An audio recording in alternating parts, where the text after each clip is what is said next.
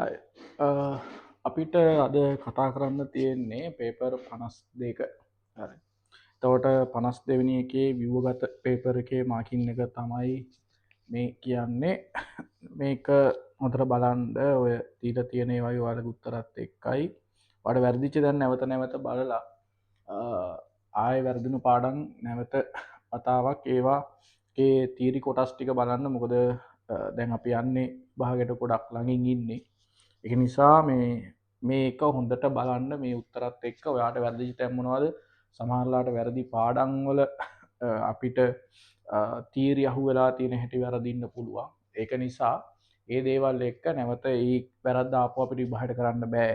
නිසා මේක හොඳට මාගේ ස්කීම් එකත් එක්ක බලලා ඔයාට වැරදිච්ච දේවල් ටික හදාගන්න ඕන. ඒක බැරි නම් ක්ලාස් එකේදී මගෙන් අවිල්ලා අහන්න ඕන මේ මොකද්ද වෙලා තියෙන්නේ කියලා. ඒ මේක ලකුණු අඩු වෙලා තියෙන්නේ කියලා.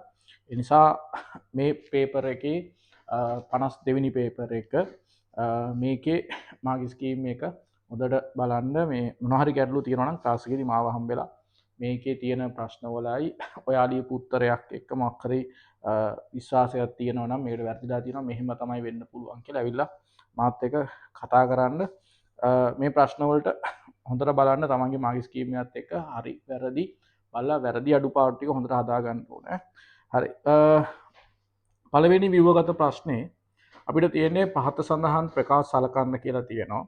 එතකොට සෝඩියම්, මැග්නීසියම් යන ඇල්මිනියම් යන මේ මූලද්‍රව්‍ය අතරින් ලෝහක බන්ධන ප්‍රබලතාව වැඩිම එක මොකක්ද කියලා අහලා තියෙනවා. ඒ කියන්නේ වැඩි වෙන පිළිවෙල යාල සකස් කරලා දීලා තියෙනවා.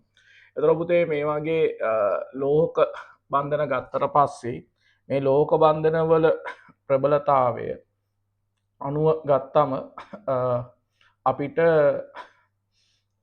මේ මූලද්‍රව්‍ය ටික සේලම ලෝහ විදියට තියෙන්නේ. ඔයාලා හොඳට දන්න ඒවා ටිකක්. ඒතර සෝඩියම් කියන එක්කෙනා ලෝක බන්ධනය හදන්න එක ඉලෙක්ට්‍රෝනයක් දායක කරනකොට මැග්නීසියම් කියන එක්කෙනා ඉලෙක්ට්‍රෝන 2ක් දායක කරනකොට ඇල්මිනියම් කියන එක්කෙනා ඉලෙක්ට්‍රෝන 3ක් දායක කරද්දී එතකොට මේකේ ලෝහ කරය ගත්තම සෝඩියම් ධනායනය කියන එක්කෙනා තමයි විශාලත්වයෙන් වැඩිම වෙන්නේ. එතකොට මැග්නීසියම් ධන 2 තමයි ඊට වඩා විශාලත්වය අඩු. ඇල්මිනියම් වල තමයි විශාලත්වය අඩුම වෙන්නේ. ඒතර ඔන්න ඔය විදිහට තමයි ලෝක බන්ධනය ලෝක අරය වෙනස් වීම සිද්ධ වෙන්නේ. ඒතකොට ඉවත් කරන ඉලෙක්ට්‍රෝන සංඛ්‍යාව උපරිම අරය කුඩාම වෙන එක්කෙනාගේ තමයි ලෝක බන්ධනය ප්‍රබලම වෙන්නේ. ඒ නිසා අපිට ලෝක බන්ධනය ප්‍රබලම එක වෙන්නේ ඇල්මිනියම්. ඊට වඩා අඩු එක්කෙනා මැග්නීසියම් වෙනවා. ඒතර අඩුම ලෝක බන්ධන ප්‍රබලතාව තියෙන්නේ සෝඩියම් වලට. හරි. තාපාංගය ගත්තමත් මෙයා සාමාන්‍යයෙන් 98ක් විතර වෙනවා සෝඩියම් වල ද්‍රවාංකය ගත්තම. මැග්නීසියම් 650ක් විතර වෙනවා. මෙයා 600 ඊට වඩා චූට්ටක් වැඩි අගයක තියෙන්නේ. ඒ නිසා ඒ අගයන් මතක තියාගන්න ඕනේ නැහැ. ලෝක බන්ධනය වෙනස් වෙන්නේ ඔන්න ඔය විදිහට කියලා දීලා තියෙනවා. මේකේ දීලා තියෙන්නේත් ඒ විදිය නිසා පුතේ මේ උත්තරය සත්‍යයි කියලා ලකුණු කරන්න පුළුවන්. සා පළවෙනි ප්‍රකාශය සත්‍ය වෙනවා. ඊට පස්සේ දෙවෙනි එක පරමාණුක ක්‍රමාංකයේ වැඩිවීමත් සමග සෑම විටම මූලද්‍රව්‍ය වල සපල න්‍යෂ්ටික ආරෝපණය වැඩි වෙයි කියලා දීලා තියෙනවා. එතකොට ඔයාලා දන්නවා සපල න්‍යෂ්ටික ආකර්ෂණය කියලා කියන්නේ අපිට නිවාරක ආචරණය සහ න්‍යෂ්ටික ආකර්ෂණය කියලා දෙකක් තියෙනවා. ඒතකොට න්‍යෂ්ටික ආකර්ෂණය කියලා කියන්නේ න්‍යෂ්ටියේ තියෙන ප්‍රෝටෝන ඉලෙක්ට්‍රෝන කෙරෙහි දක්වන ආකර්ෂණය. ඊට පස්සේ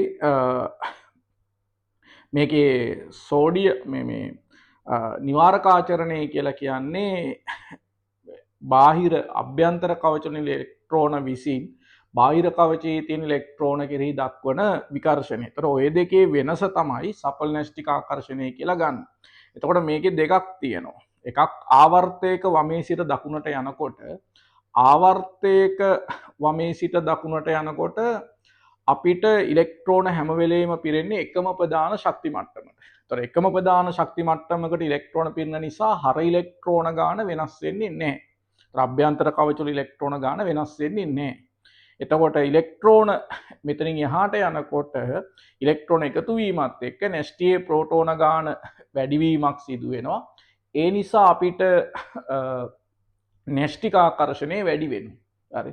එතකොට නිවාරකාචරණය ඒක අපි ඒ විදිහටම තියනවා කියලා හිතුවොත් ආවර්තයේ එන්න සපල්නැස්ටික ආකර්ෂණයේ වැඩිවීමක් සිදු වෙනවා.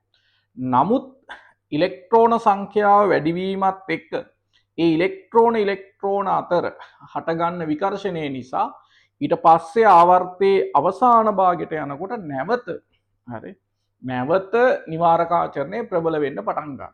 හරි. නිවාරකාචරණය ප්‍රබල වෙනවා. ඒක නිසා අරය නැවත වැඩිවීමක් සිදු වෙනවා. ඒතකොට අර මම ඔයාලට උගන්වන්නදි කියලා තියෙනවා ආවර්තයක වමේ සිට දකුණට අරය කියන එක්කෙනා ගත්තම අපි නිකන් ඔය සිද්ධිය දාලිවලා මෙහෙම අරය අඩුවීමක් සිදු වෙන්නේ නැහැ. ආවර්තයක වමේ සිට දකුණට අරය මේ ක්‍රමානුකූල මෙහෙම පල්ලෙහාට අපි හිතන් ඉන්නවා වගේ අඩුවීමක් සිදු වෙන්නේ නැහැ. ආවර්තයකදී අරය අඩු වෙන්නේ මේ විදියට. හරි. කොහොම වෙන්නේ? අපි හිතන් ඉන්නවට වඩා අරය අඩුවීමේ ශීඝ්‍රතාවය අඩුවීමක් සිදු වෙනවා. ඔන්න ඔය අර ඉලෙක්ට්‍රෝන පිරීමත් එක්ක ඒව අතර හටගන්න විකර්ෂණය නිසා අරය අඩුවෙනවා. එතකොට පරමාණු ක්‍රමාංකයේ වැඩිවීමත් සමග සෑම විටම මූලද්‍රව්‍ය වල සපල්නැෂ්ටික ආරෝපණය වැඩි වෙයි කියන එක ආවර්තයකදී හරියට කාණ්ඩයකට පල්ලෙහාට ගියපු ගමන් කාණ්ඩයක පහළට ගියපු ගමන් අනිවාර්යයෙන්ම හරි ඉලෙක්ට්‍රෝන ගානේ ගත්තට පස්සේ වැඩිවීමක් සිදු වෙනවා. එතකොට සපල්නැෂ්ටික ආකර්ෂණය අඩු වෙලා යනවා. එතකොට සාමාන්‍යයෙන් ගත්තට පස්සේ ඒක නිසා මේකෙදි අපිට මේ ප්‍රකාශය සෑම විටම කියන ප්‍රකාශය ගන්න බැරුව යනවා. හරි. සපල්නැෂ්ටික ආරෝපණයේ වැඩිවීමක් ඒ කියන්නේ ක්‍රමානුකූල වැඩි වෙනවා තමයි. හරි. ආකර්ෂණයේ වැඩිවීමක් සිදු වෙනවා සමයි පරමාණු ක්‍රමාංකයේ වැඩිවීමක් සමග සෑම විටම මූලද්‍රව්‍ය වල සපල්නැෂ්ටික ආරෝපණය වැඩි වේ කියලා දීලා තියෙනවා.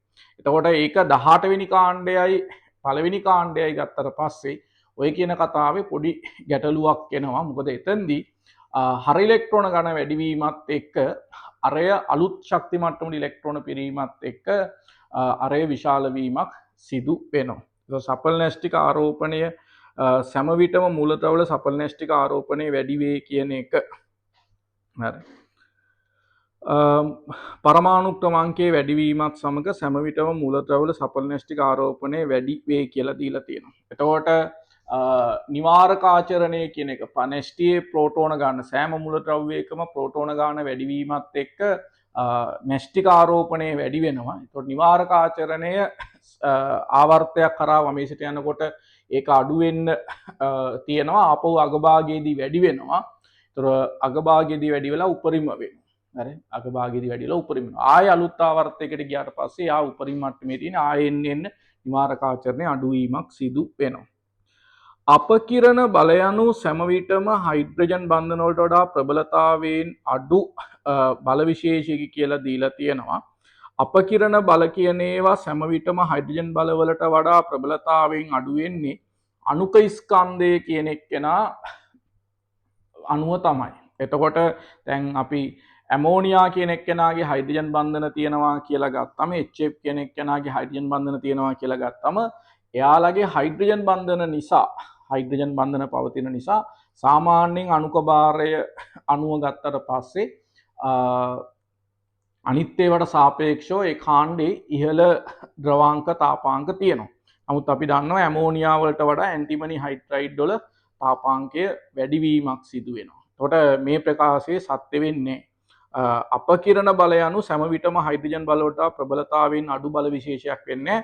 අපකිරණ බල කියන ලන්ඩන් බල කියන ඒවා මේ හැමෝටම වඩා ප්‍රබල වෙනවා අණුක ස්කන්ධයේ ඉතා විශාල වැඩිවීමක් සහ ඒ වගේම තමයි යාළගේ පුෂ්ඨ වර්ගඵලයේ වැඩිවීමක් සිදු වුණාට පස්සේ. ඒ නිසා මේක වැරදි. පළවෙනි ව්‍යුහගත එකේ පළවෙනි ප්‍රශ්නේ හතරවෙනි කොටස ගැනයි මේ කියන්නේ.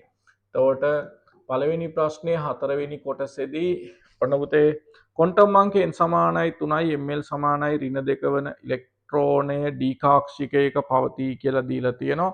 එතකොට ඒක ඩීකාක්ෂිකයක පවතිනවා කියන එක හරි. මොකද n සමානයි 3 කියන එකේ අපිට තියෙන උපශක්ති මට්ටම් වෙන්නේ 3s සහ 3p හා 3d. එතකොට 3s වල ml ඍණ 2 කියලා එකක් නැහැ. 3p වලත් ml ඍණ 2 කියලා එකක් නැහැ. ඒතකොට 3D වල විතරයි අනිවාර්යයෙන්ම මේ ඉලෙක්ට්‍රෝනේ තියෙන්න ඕනේ. ඒ නිසා මේක ප්‍රකාශයක් විදියට සත්‍ය වෙනවා. මේ දීලා තියෙන සංයෝගයේ වායුමය පරමාණු ඉලෙක්ට්‍රෝනයක් ලබා ගැනීමේදී මේ දීලා තියෙන මූලද්‍රව්‍ය අතරින් තාපය විමෝචනය කරයි කියලා දීලා තියෙනවා. එතකොට ඔයා දන්නවා දෙවෙනි කාණ්ඩේ මූලද්‍රව්‍ය කියන ඒවා තාපය අවශෝෂණය කරන එකක් කරන්නේ ඉලෙක්ට්‍රෝනයක් ලබා ගන්නකොට. ඊට අමතරව නයිට්‍රජන් කියන එක්කෙනත් තාප අවශෝෂණයක් කරන්නේ. ඒ වගේම 18 වෙනි කාණ්ඩ මුද්‍රව්‍ය එලොවට එහෙම අහන්නේ යා ගැන ඒකත් තාප අවශෝෂණයක් තමයි කරන්නේ. එතකොට ඔයාලට තේරුම් ගන්න වෙනවා මේ දීලා තියෙන එකෙන් කාබන් තාපය විමෝචනය කරනවා ප්‍රකාශයට සත්‍ය වෙනවා. ඔක්සිජන් තාප විමෝචනය කරනවා ප්‍රකාශයට සත්‍ය වෙනවා. ක්ලෝරීන් තාප වියෝජනය කරනවා ප්‍රකාශයට සත්‍ය වෙනවා. හැබැයි නයිට්‍රජන් තාප අවශෝෂණය කරන නිසා මේ ප්‍රකාශයට සත්‍ය වෙන්නේ නැහැ. එතකොට සෑම මූලද්‍රව්‍යයක්ම කියන ප්‍රකාශය නිසා මේක වැරදි වෙනවා. එතකොට ඔන්න පස්වෙනි ප්‍රකාශය අසත්‍ය ප්‍රකාශයක් විදියට එන්නේ. හරි. ඒතර පස්වෙනි ප්‍රකාශය අසත්‍ය. හතරවෙනි ප්‍රකාශය සත්‍ය වෙනවා. පස්වෙනි ප්‍රකාශය අසත්‍ය ප්‍රකාශයක් වෙනවා. බන්ධන විකරණ එන්තැල්පිය සම්බන්ධව ඊළඟට B කොටසේ අහලා තියෙනවා ඔයාගෙන් මේකේ වැඩි වෙන අනුපිළිවෙලක් ගැන. එතකොට පුතේ බන්ධන විකරණ එන්තැල්පිය සම්බන්ධව නීති කිහිපයක් තියෙනවා. ඔයාට මම මේ නීති උගන්වලා තියෙනවා. මෙන්න මේවා බලන්න කියලා. දැන් මෙතනදී බලපාන නීති දෙකක් තියෙනවා. එකක් පරමාණු අතර තියෙන බන්ධන සංඛ්‍යාව. එතකොට ක්ලෝරීන් කියන එක්කෙනාගේ තියෙන්නේ තනි බන්ධනයක්. Cl කියන එක්කෙනාගේ තියෙන්නේ තනි බන්ධනයක්. ඔක්සිජන් කියන එක්කෙනාගේ තියෙන්නේ ද්විත්ව බන්ධනයක්. නයිට්‍රජන් කියන එක්කෙනාගේ තියෙන්නේ ත්‍රිත්ව බන්ධනයක්.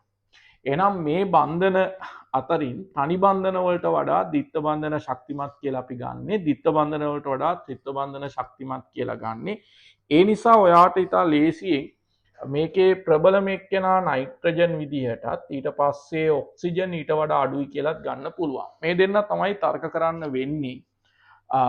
බන්ධන දිග වැඩි වෙනකොට බන්ධනය ශක්තිමත් බවින් දුර්වල වෙනවා කියලා තමයි සලකන්නේ. හැබැයි එක අවස්ථාවක් තියෙනවා අපිට සිලබස් එකේදී ක්ලෝරීන් කියන එක්කෙනාගේ බන්ධනය දිග අඩු වුණාට ඔය බන්ධන දිග අඩු මූලද්‍රව්‍ය අතරින් ක්ලෝරීන් තමයි ඔය තනි පරමාණු වලද පුතේ බන්ධනය කෙටි වෙලා ඉලෙක්ට්‍රෝන ඝනත්වය ටිකක් ප්‍රබලව තියෙන එක්කෙනා වෙන්නේ. ඒ නිසා ක්ලෝරීන් වල බන්ධනය කෙටි වුණාට ඉලෙක්ට්‍රෝන වලා දෙක අතර හටගන්න විකර්ෂණය නිසා එයාගේ බන්ධනය කෙටි වෙලා ඉතා ඉහළ ඉලෙක්ට්‍රෝන ගානක් මේ පරමාණු දෙකේ තියෙන නිසා ඔයාට මේ බන්ධනය විකටනය කරන්න ගොඩක් ලේසි වෙනවා. ඒක බන්ධන විකටන අගයන් දිහා බැලුවමත් අගයන් මතක තියාගන්න අමාරු නිසා 158යි කිලෝජූල් මවුලයට වෙනවා. හරි. එතකොට ක්ලෝරීන් කෙනෙක් කෙනාගේ 242යි කිලෝජූල් මවුලයට වෙනවා.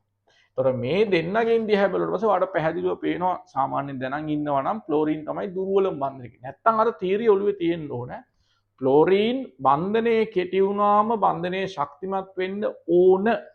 නමුත් බන්ධනය ශක්තිමත් වෙනවා වගේම තමයි එතන ඊළඟ තියෙන ගැටලුව තමයි ක්ලෝරීන් වලදී බන්ධනය කෙටි වෙනකොට යාගේ ඉලෙක්ට්‍රෝන වලාවල ඉලෙක්ට්‍රෝන ඝනත්වය ඉතා ඉහළ වෙන නිසා ඒ බන්ධන වලා දෙක ඉලෙක්ට්‍රෝන වලා දෙක විකර්ෂණය වෙන්න නැඹුරු වෙනවා. ඒ නිසා මේකේ දුර්වලම බන්ධනය ක්ලෝරීන් විදිහටත් එයා විඝටනය කරන්න ලේසි එක විදිහටත් ක්ලෝරීන් ඊට වඩා වැඩි කියලාත් අපිට අරගෙන මේ බන්ධන ශක්තිය පෙළගස්ස ගන්න පුළුවන්. එතකොට ওই විදිහට තමයි ඔක අපිට තියෙන්නේ.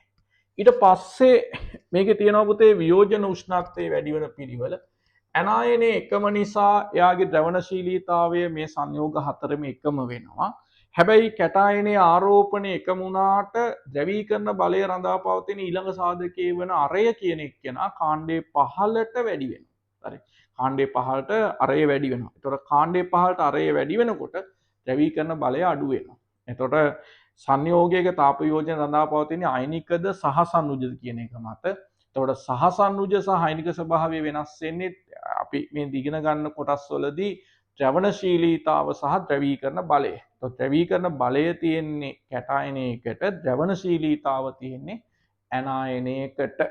හරි. එතකොට ඇනායනය පොදු වුණාම ද්‍රවණශීලීතාව කියන සාධකය අපිට ඉවත් කරන්න පුළුවන්.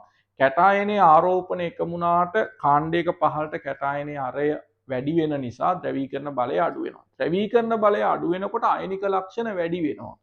අයනික ලක්ෂණ වැඩි වෙනකොට වියෝජනය කරන්න අමාරුයි. ඒ කියන්නේ වියෝජන උෂ්ණත්වය වැඩි වෙනවා. එහෙනම් මැග්නීසියම් කාබනේට් ඉතා පහසුවෙන් වියෝජනය කරන්න පුළුවන්. හැබැයි ඊට වඩා අමාරුයි කැල්සියම් කාබනේට් වියෝජනය කරන්න. ඊට වඩා අමාරුයි අපිට ස්ට්‍රොන්ටියම් කාබනේට් වියෝජනය කරන්න. අපහසුම සංයෝගය තමයි බේරියම් කාබනේට් වියෝජනය. එතකොට ওই විදිහට තමයි වියෝජන උෂ්ණත්වය පුතේ වෙනස් වෙන්න ඕනේ. හරි. ඒක මතක තියෙන්න ඕන. ඊට පස්සේ මේ දීලා තියෙන සංයෝගවලදී සම්මත තත්ත්වයට තේ වර්ග මධ්‍යයන් වේගය අහලා තියෙනවා. එතකොට ඔයා දන්නවා වර්ග මධ්‍යයන් වේගය කියන එක ඇවිල්ලා c වර්ගයේම සමානුපාතිකයි නිරපේක්ෂ උෂ්ණත්වයට සහ මෞලික ස්කන්ධයට. එතකොට නිරපේක්ෂ උෂ්ණත්වයට සහ මෞලික ස්කන්ධයට සමානුපාතික වුණාම සම්මත උෂ්ණත්වය කියලා දීලා තියෙන නිසා අපිට නියත උෂ්ණත්වයක් මේ හැම වායුවකටම සලකන්න පුළුවන්. එහෙනම් එයාලගේ වේගය රඳා පවතින මෞලික ස්කන්ධය මත. මෞලික ස්කන්ධය වැඩි වෙනකොට අපිට තේරෙනවා මෙයාලගේ වේගය අඩු වෙනවා. එතකොට අපිට දීලා තියෙන වායු තමයි හයිඩ්‍රජන් ස්කන්ධය 2යි. ඊට පස්සේ අපිට දීලා තියෙනවා නයිට්‍රජන් ස්කන්ධය 28යි. ඊට පස්සේ අපිට දීලා තියෙනවා ඔක්සිජන් 32යි.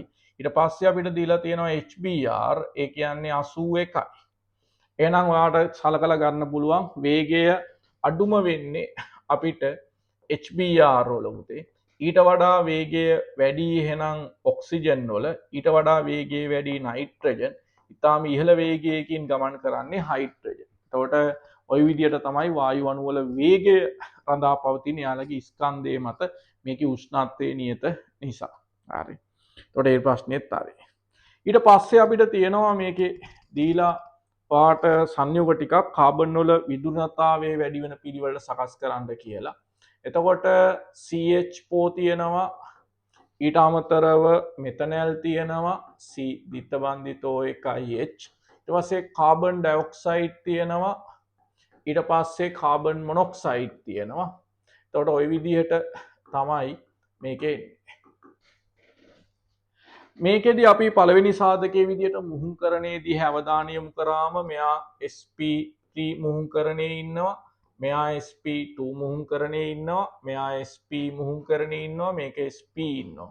ඒ නිසා පුතේ ඔයාලට පහසුවෙන් මේ කාබන් පරමාණු අතරින් විදුරතාවයේ අඩුම කාබන් පරමාණුව CH4 කියලා ගත්ත හැකි. ඊට පස්සේ මෙතනල් වල තමයි ඊට වඩා වැඩි එක්කෙනා කියලා ගත්ත හැකි. මොකද මේ දෙන්නම sp නිසා ওই දෙන්නට වඩා විදුරතාවයෙන් වැඩි s ලක්ෂණ වැඩි වෙනකොට විදුරතාවය ඉහළ යන නිසා. එහෙනම් අපි දෙවෙනි සාධකයට ගිහිල්ලා බලන්න වෙනවා අපිට කාබන් වල විදුරතාවය වැඩිම එක්කෙනා හොයාගන්න. මේ මූලද්‍රව්‍ය දෙකේ මුහුන් කරන සමාන නිසා මේ කාබන් වල අපි කාබන් මත ආරෝපණය ගත්තම බිඳුව සහ ඍණ 1 කියන අවස්ථාවෙන් එනම් උදාසීන අවස්ථාව ඍණාරෝපිත අවස්ථාවට වඩා විදුරතාවයෙන් ඉහළයි කියලා සලකන නිසා අපි කාබන් මොනොක්සයිඩ්ට වඩා කාබන් ඩයොක්සයිඩ් විදුරතාවයෙන් ඉහළම එක්කෙනා විදිහට ගන්නවා. එහෙනම් ওই විදිහට තමයි ඔයාට ඔය මූලද්‍රව්‍ය වල විදුරතාවය වෙනස් වෙනවා කියලා ගන්න තියෙන්නේ. එහෙනම් ඕම තමයි එන්නේ. හරි. ඊට පස්සේ අපිට පුළුවන් මේ මූලද්‍රව්‍ය ගත්තට පස්සේ තාපාංකයේ වැඩි වෙන පිළිවෙල අහලා තියෙනවා පුතේ පස්වෙනි ප්‍රශ්නේදී. එතකොට ඇමෝනියා වල හයිඩ්‍රජන් බන්ධන තියෙනවා. pH3 කියලා කියන්නේ දීර්ඝව ගූර්ණයක් සහිත අණුවක් නිසා දීර්ඝව ආකර්ෂණ බල තියෙනවා. ජලය කියන එක්කෙනාගේ හයිඩ්‍රජන් බන්ධන තියෙනවා. CH4 නිද්‍රව්‍ය අණුවක් ලන්ඩන් බල තියෙනවා. ඒතර අණුක ස්කන්ධයේ අණුව ගත්තම අපිට CH4 අවමයි කියලා ගන්න පුළුවන් නිසා තාපාංකය අඩුම වෙනවා. ඊට වඩා වැඩි පුතේ හයිඩ්‍රජන් බන්ධන නැති දීර්ඝව ආකර්ෂණ බල තියෙන pH3 වල ඇමෝනියා සහ ජලය අතර ගත්තම ඔයාලට ඉතා පහසුවෙන් උත්තරේ ගන්න පුළුවන්. මොකද හේතුව ඇමෝනියා වල හයිඩ්‍රජන් බන්ධනයට වඩා ජලයේ හයිඩ්‍රජන් බන්ධනය ඉතා ප්‍රබලයි කියලා අපි දන්න හින්දා තාපාංකය මේ විදිහට වෙනස් වෙන්නේ. එහෙනම් B කොටසේ අපිට උත්තර ටික එන්නේ ওই විදිහට තමයි. හරි. අපි C කොටස බලමු. ප්‍රශ්නාංක C මේකේ දීලා තියෙනවා පුතේ මේ මධ්‍ය පරමාණුවට බන්ධනවල සමාන දිත්ත බන්ධන ගන්න. ඔයාට සංයෝග ටිකක් දීලා අයනක් තියෙනවා සංයෝගයක් තියෙනවා. මේ අතරින් ඒක බන්ධන ගානට සමාන දිත්ත බන්ධන ගානක් තියෙන එක්කෙනා අහනවා. එතකොට දිත්ත බන්ධන ගානක් තියෙන එකට සමාන ඒක බන්ධන ගානක් තියෙන අණුව විදිහට ඔතන තියෙන ඒ වගේම පුතේ මෙන්න මේක තමයි ගන්න වෙන්නේ. මෙයාට දිත්ත බන්ධන දෙකයි ඒක බන්ධන දෙකකුයි තියෙන නිසා මේ අණුව තමයි අපිට ගන්න වෙන්නේ. එතකොට දිත්ත බන්ධන ගාන ඒක බන්ධන ගානයි සමාන වෙන එක්කෙනා.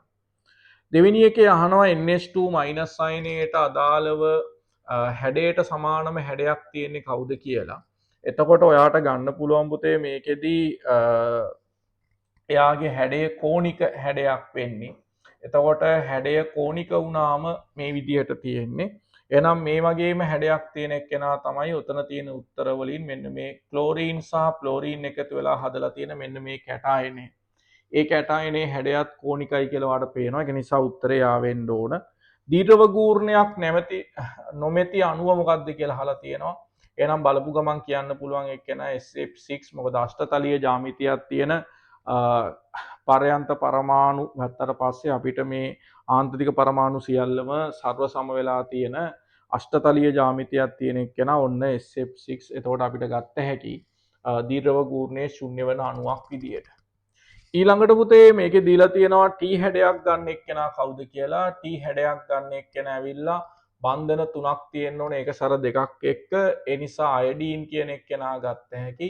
එතකොට ඔක්සිජන්ට අපි ඍණාරෝපණය දාමු. විදුරතාවයෙන් වැඩි ක්ලෝරීන්ට මෙතනදී ඍණාරෝපණය දාන්න බෑ මේ තියෙන අණුවේ විදිහට. ඒක නිසා ඔහොම දාන්න වෙන්නේ. එතකොට අයඩීන්ට ඉලෙක්ට්‍රෝන 7ක් තියෙන්න ඕන. ඒ නිසා උතේ මෙන්න මේ හැඩය ගත්තට පස්සේ T අක්ෂරාකාර වෙනවා. ඒ නිසා ඔයාට ඕක ගන්න පුළුවන්. NO2- සමග සම ඉලෙක්ට්‍රොනික වෙන එක්කෙනා කවුද කියලා අහලා තියෙනවා. ඔය දීලා තියෙන ඒවා අතරින්. එතකොට NO2 ප්ලස් වල NO2+ වල අපි ගත්තම පුතේ නයිට්‍රජන් ගාව ඉලෙක්ට්‍රෝන 7ක් තියෙනවා. ඔක්සිජන් ගාව 8 වරක් 2 16ක් තියෙනවා. ආරෝපණයේ ධන එකක් නිසා අපිට එකක් අයින් කරන්න සිද්ධ වෙනවා. 8 වරක් 2 16යි 16න් එකක් ගියාම 15යි 15න් 7ක් ගියාම 22ක් ඔන්න ඉන්නවා NO2+ වල. ඒතර මේ දීලා තියෙන එකෙන් අපිට ඉතුරු වෙලා තියෙන එක්කෙනා CNO- කියන එක. අපි බලමු යාගේ ඉලෙක්ට්‍රෝන 22ක් එයිද කියලා. කාබන් වලින් ඉලෙක්ට්‍රෝන 6ක් තියෙනවා. නයිට්‍රජන් ඉලෙක්ට්‍රෝන 7ක් තියෙනවා. ඔක්සිජන් වලින් ඉලෙක්ට්‍රෝන 8ක් තියෙනවා. ආරෝපණය එකතු වුණාට පස්සේ 6යි 7යි 13යි 13යි 8යි එකතු වුණාම 21යි 21යි 1යි 22යි. එහෙනම් ඒක තමයි අපිට එන උත්තරේ. එහෙනම් තාලේසියෙන් එයාව ගන්න පුළුවන්. ඒතර ඔන්න ඔහොමයි පුතේ පළවෙනි ප්‍රශ්නේ C කොටසේ අපිට පුරව ගන්න පුළුවන්කම තියෙන්නේ. D කොටසේ අහනවා ඉලෙක්ට්‍රෝන වලට අංශුමය ලක්ෂණ තියෙනවා කියන එකයි. ඒ කියන්නේ ස්කන්ධයක් තියෙනවා කියන එකයි. තරංගමය ගුණයි ඇති බව පැහැදිලි කිරීමට අදාළ වැදගත් සමීකරණ. ඒ කියන්නේ මේ डी බොග්ලි තරංගායාමය ගැන තමයි එයා ඔයාගෙන් ප්‍රශ්නේදී අහන්නේ. එහෙනම් අපි දන්නවා ලැම්ඩා සමානයි h ප්ලාන්ක් නියතයේ බෙදීම MC කියලා ගත්ත හැකි. එතකොට डी බොග්ලි තරංගායාමය තමයි ගන්න තියෙන්නේ. හරි. එතකොට n සමානයි 3 වන උපශක්ති මට්ටමේ L කියන ශක්ති මට්ටම් සම්බන්ධව චුම්බක ක්වොන්ටම් අංකත් එක්ක ලියන්න කියලා තියෙනවා. එතකොට ප්‍රධාන ක්වොන්ටම් අංක n සමානයි 3 නම් ඔයාට L වලට එන්න පුළුවන් උත්තර තමයි 0 එන්න පුළුවන්, 1 එන්න පුළුවන්, ඒ වගේම 2 එන්න පුළුවන්. ඊට අදාළ චුම්බක ක්වොන්ටම් අංක ගත්තම S කියන එකේ එක කාක්ෂිකයක් විතරක් තියෙන නිසා එයාව අපි 0 කියලා ලකුණු කරනවා. මෙයාගේ පුතේ ඍණ 1යි ධන 1යි අතර තියෙන පූර්ණ සංඛ්‍යා ගත්තම ඍණ 1 බිඳුව ධන 1 වෙනවා. එයාට අදාළ චුම්බක ක්වොන්ටම් අංක මේකට අදාළව චුම්බක ක්වොන්ටම් අංක ගත්තම ඍණ 2 සිට ධන 2 දක්වා තියෙන අගයන් ඍණ 2 ඍණ 1 බිඳුව ධන 1 ධන 2 වෙනවා. ඔන්න ওই විදිහට තමයි එන්නේ. හරි. තුන්වෙනි කොටසේ අහලා තියෙනවා මැංගනස් පරමාණුව සම්බන්ධව පවතින ml චුම්බක ක්වොන්ටම් අංකයේ m ඍණ 1 වන මුළු කාක්ෂික සංඛ්‍යාව. එතකොට ඔයා දන්නවා මේකට අදාළව මැංගනස් කියන එක්කෙනා පරමාණු ක්‍රමාංකයේ 25ක් වන මූලද්‍රව්‍යය. එතකොට එයාගේ ඉලෙක්ට්‍රෝන වින්‍යාසය ගත්තම 1s2යි 2s2යි 2p6යි 3s2යි 3p6යි 4s2යි 3d5 කියලා එනවා. ඒතර ඔහොම තමයි තියෙන්නේ. තර මේ ඉලෙක්ට්‍රෝන වලින් පුතේ ml ඍණ 1 වෙන ඒවා එකේස් වල නෑ, ඒ දෙකේස් වල නෑ, තුනේස් වල නෑ, හතරේස් වල නෑ. ඒ නිසා අපිට ඒවා ඉවත් කරන්න පුළුවන්. මොකද S කාක්ෂික වල චුම්බක පොට්ටම් අංකයේ ඍණ 1 වෙන ඒවා නෑ. එතකොට P වල ගත්තම අපිට මෙතන තියෙනවා කාක්ෂික 3ක්. ඒ කාක්ෂික 3 අපි ඉලෙක්ට්‍රෝන ඇතුළත් කරාම එක ගානේ මෙයාලට මෙහෙම එක ගානේ ඇතුළත් වෙනවා. ඊට පස්සේ මේවා යුගල් වෙනවා. ඒ කාක්ෂික අපිට එන්නේ ඍණ 1 බිඳුව සහ ධන 1 කියලා. ඔන්න එතන තියෙනවා ඔයාට ඕන කරන උත්තරයට අදාළ ඉලෙක්ට්‍රෝන දෙකක්. ml ඍණ 1 වෙන ඒවා දෙකක්. එතකොට දෙවෙක p වල එච්චරයි ඉන්නේ. ඒත් 3p වලට ගත්තට පස්සේ 3p වලත් අපිට ওই විදිහටම ගත්ත හැකි කාක්ෂික 3යි. ඒ කාක්ෂික 3 ඉලෙක්ට්‍රෝන මෙහෙම පිරුණාට පස්සේ සම්පූර්ණයෙන් පිරලා තියෙන්නේ. කාක්ෂික අංකණය කරාම ඍණ 1 බිඳුව ධන 1 කියලා ඔන්න ml ඍණ 1 වෙන කෙනෙක් ඉන්නවා මෙතන. ඒතර මෙයාටත් ගත්ත හැකි ඉලෙක්ට්‍රෝන ඔන්න දෙකක් තියෙනවා. 3D කියන එකෙත් අපිට පුතේ කාක්ෂික 5ක් තියෙනවා. ඒ කාක්ෂික 5 අපිට ඍණ 2 ඍණ 1 බිඳුව ධන 1 ධන 2 තියෙනවා. එතකොට මේ හැම එකේම ඉලෙක්ට්‍රෝන එක ගානේ ඇතුළත් කරාට පස්සේ ඔයාට ml ඍණ 1 වෙන කෙනෙක් මෙතනත් ඉන්නවා. එහෙනම් ඔයාලට පේනවා පුතේ කාක්ෂික 3ක් තියෙනවා. ml ඍණ 1 වෙන ඒවා. ඒ වගේ ඉලෙක්ට්‍රෝන 5ක් තියෙනවා. ඒ නිසා ඔහොමයි ඉලෙක්ට්‍රෝන 5 එන්නේ. එහෙනම් D කොටස ওই විදිහට තමයි සම්පූර්ණ වෙන්නේ. හරි. ප්‍රශ්නේ E කොටස තමයි අපිට කතා කරන්න තියෙන්නේ. E කොටස අපි බලමු. එතකොට පළවෙනි ප්‍රශ්නේ E කොටසේ ඔයාගෙන් අහනවා මේ දීලා තියෙන අයනය සඳහා වඩාත්ම පිළිගත හැකි ලුයිස් ව්‍යුහය මොකක්ද කියලා. එතකොට ඔයාලට දීලා තියෙනවා පුතේ හයිඩ්‍රජන් එකයි කාබන් එකයි නයිට්‍රජන් එයාට බන්ධන 3ක් තියෙනවා.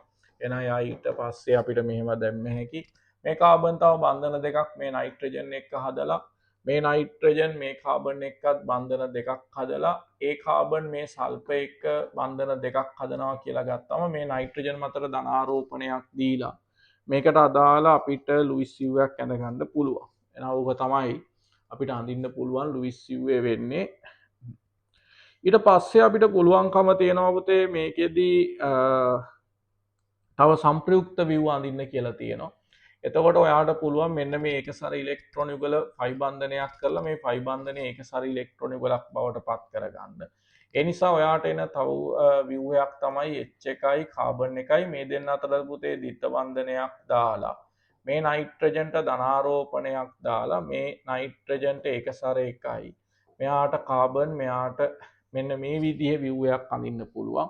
එතකොට ඒකෙත් අපිට ගත්ත හැකි ස්ථායීතාවය ගත්තම ඔන්න ඔය විදිහට තියෙන්නේ කියලා. හරි. ඒකත් මේ ඉලෙක්ට්‍රෝන ස්ථායීතාවය එක හා සමානයි කියලා ගත්තම මොකද නයිට්‍රජන් මත තමයි ධනාරෝපණය තියෙන්නේ. ඒ හා සමානම ස්ථායීතාවයක් තමයි තියෙන්නේ. හරි. ඊට පස්සේ තව එකක් මේකට අඳින්න පුළුවන් පුතේ අපිට මේ එකසර ඉලෙක්ට්‍රෝන යුගල බන්ධනයක් කරලා මේ කාබන් සල්ෆර් අතර බන්ධනය තනි බන්ධනයක් බවට පත් කරන්න පුළුවන්. ඒ නිසා H1යි කාබන් එකයි මෙයාට නයිට්‍රජන් එකයි මෙයාට H1යි මෙයාට H පුතේ මෙයාට ධනාරෝපණයක් තියෙනවා. මේ නයිට්‍රජන් සහ කාබන් අතර බන්ධන 3යි. ඒතකොට නයිට්‍රජන්ට ධනාරෝපණයක් ඇවිල්ලා මේ තියෙන සල්ප පරමාණුවට අපි ඒකසර 3ක් දාමු. සල්ප එකයි ඒකසර 3යි එයාට ඍණාරෝපණයක් එන විදිහට. එතකොට ඔන්න ඔය කියන ව්‍යුහය ගන්න පුළුවන් ඔයාට. ඒකෙදිත් සල්ප කියන එක්කෙනාට මේ විදිහට තමයි ගන්න පුළුවන්කම තියෙන්නේ. හරි. එතකොට ඒ ව්‍යුහයත් අරයට සාපේක්ෂව පුතේ ස්ථායීතාවයෙන් අඩුයි. මොකද ආරෝපණ ප්‍රමාණය වැඩි නිසා ස්ථායීතාවය අඩු එක්කෙනෙක් වෙනවා. ඊට පස්සේ අපිට පුළුවන්කම තියෙනවා මේකම භාවිතා කරලා තව ව්‍යුහයක් ඇඳගන්න. ඒ තමයි අර සල්ප මත තියෙන එකසර ඉලෙක්ට්‍රෝන යුගල ඕනනම් ද්විත්ව බන්ධනයක් බවට පත් කරගන්න පුළුවන්. කාබන් එකයි හයිඩ්‍රජන් එකයි මෙතනට ද්විත්ව බන්ධනයක් තියෙනවා. මෙයාට H1යි මෙයාට H1යි මෙයාට ධනාරෝපණයක් තියෙනවා. මේ නයිට්‍රජන් එතකොට මෙතනට එනවා කාබන් එකයි මෙයාට සල්පත් එක්ක මෙහෙම බන්ධනයක් හදලා ඒ සල්පත් එක තියෙන බන්ධනයත් එක්ක ওই විදිහට සල්පට ධනාරෝපණයක් දාන්න පුළුවන්. මේ නයිට්‍රජන්ට ඍණාරෝපණයක් දාලා මෙහෙම ව්‍යුහයක් ඇඳගන්න පුළුවන් කමක් තියෙනවා. ඒකෙම ඕනනම් අපිට පුළුවන්කම තියෙනවා දිත්ත බන්ධනයක් අරගෙනත් විවයක් අඳින්න. ඒක නිසා ඔයාට ඔය කියන ඒ වගේ සම්ප්‍රයුක්ත විව 3ක් අඳින්න කියලා තියෙන්නේ. එතකොට ඔන්න මම සම්ප්‍රයුක්ත විව 3ක් ඇඳා. ඊට වඩා වෙනස් සම්ප්‍රයුක්ත විව තියෙන්න පුළුවන්. හරි. ඊට පස්සේ මෙයාලගේ තුන්වෙනි කොටසේදී ඔයාලට මේකේ සටහනක් දීලා තියෙනවා පරමාණු අංකණයක් එක්ක. නයිට්‍රජන් 1 කියන එක්කෙනාගේ විස්ප යුගල් ගාන පුතේ සිග්මා බන්ධන 3ක් විතරයි තියෙන්නේ. ඒක නිසා විස්ප යුගල් 3යි ඉලෙක්ට්‍රෝන යුගල ජ්‍යාමිතිය ඒක නිසා තලීය ත්‍රිකෝණාකාර, ඒක සර නැති නිසා හැඩයත් තලීය ත්‍රිකෝණාකාර මුහුම්කරණ sp2 වෙනවා.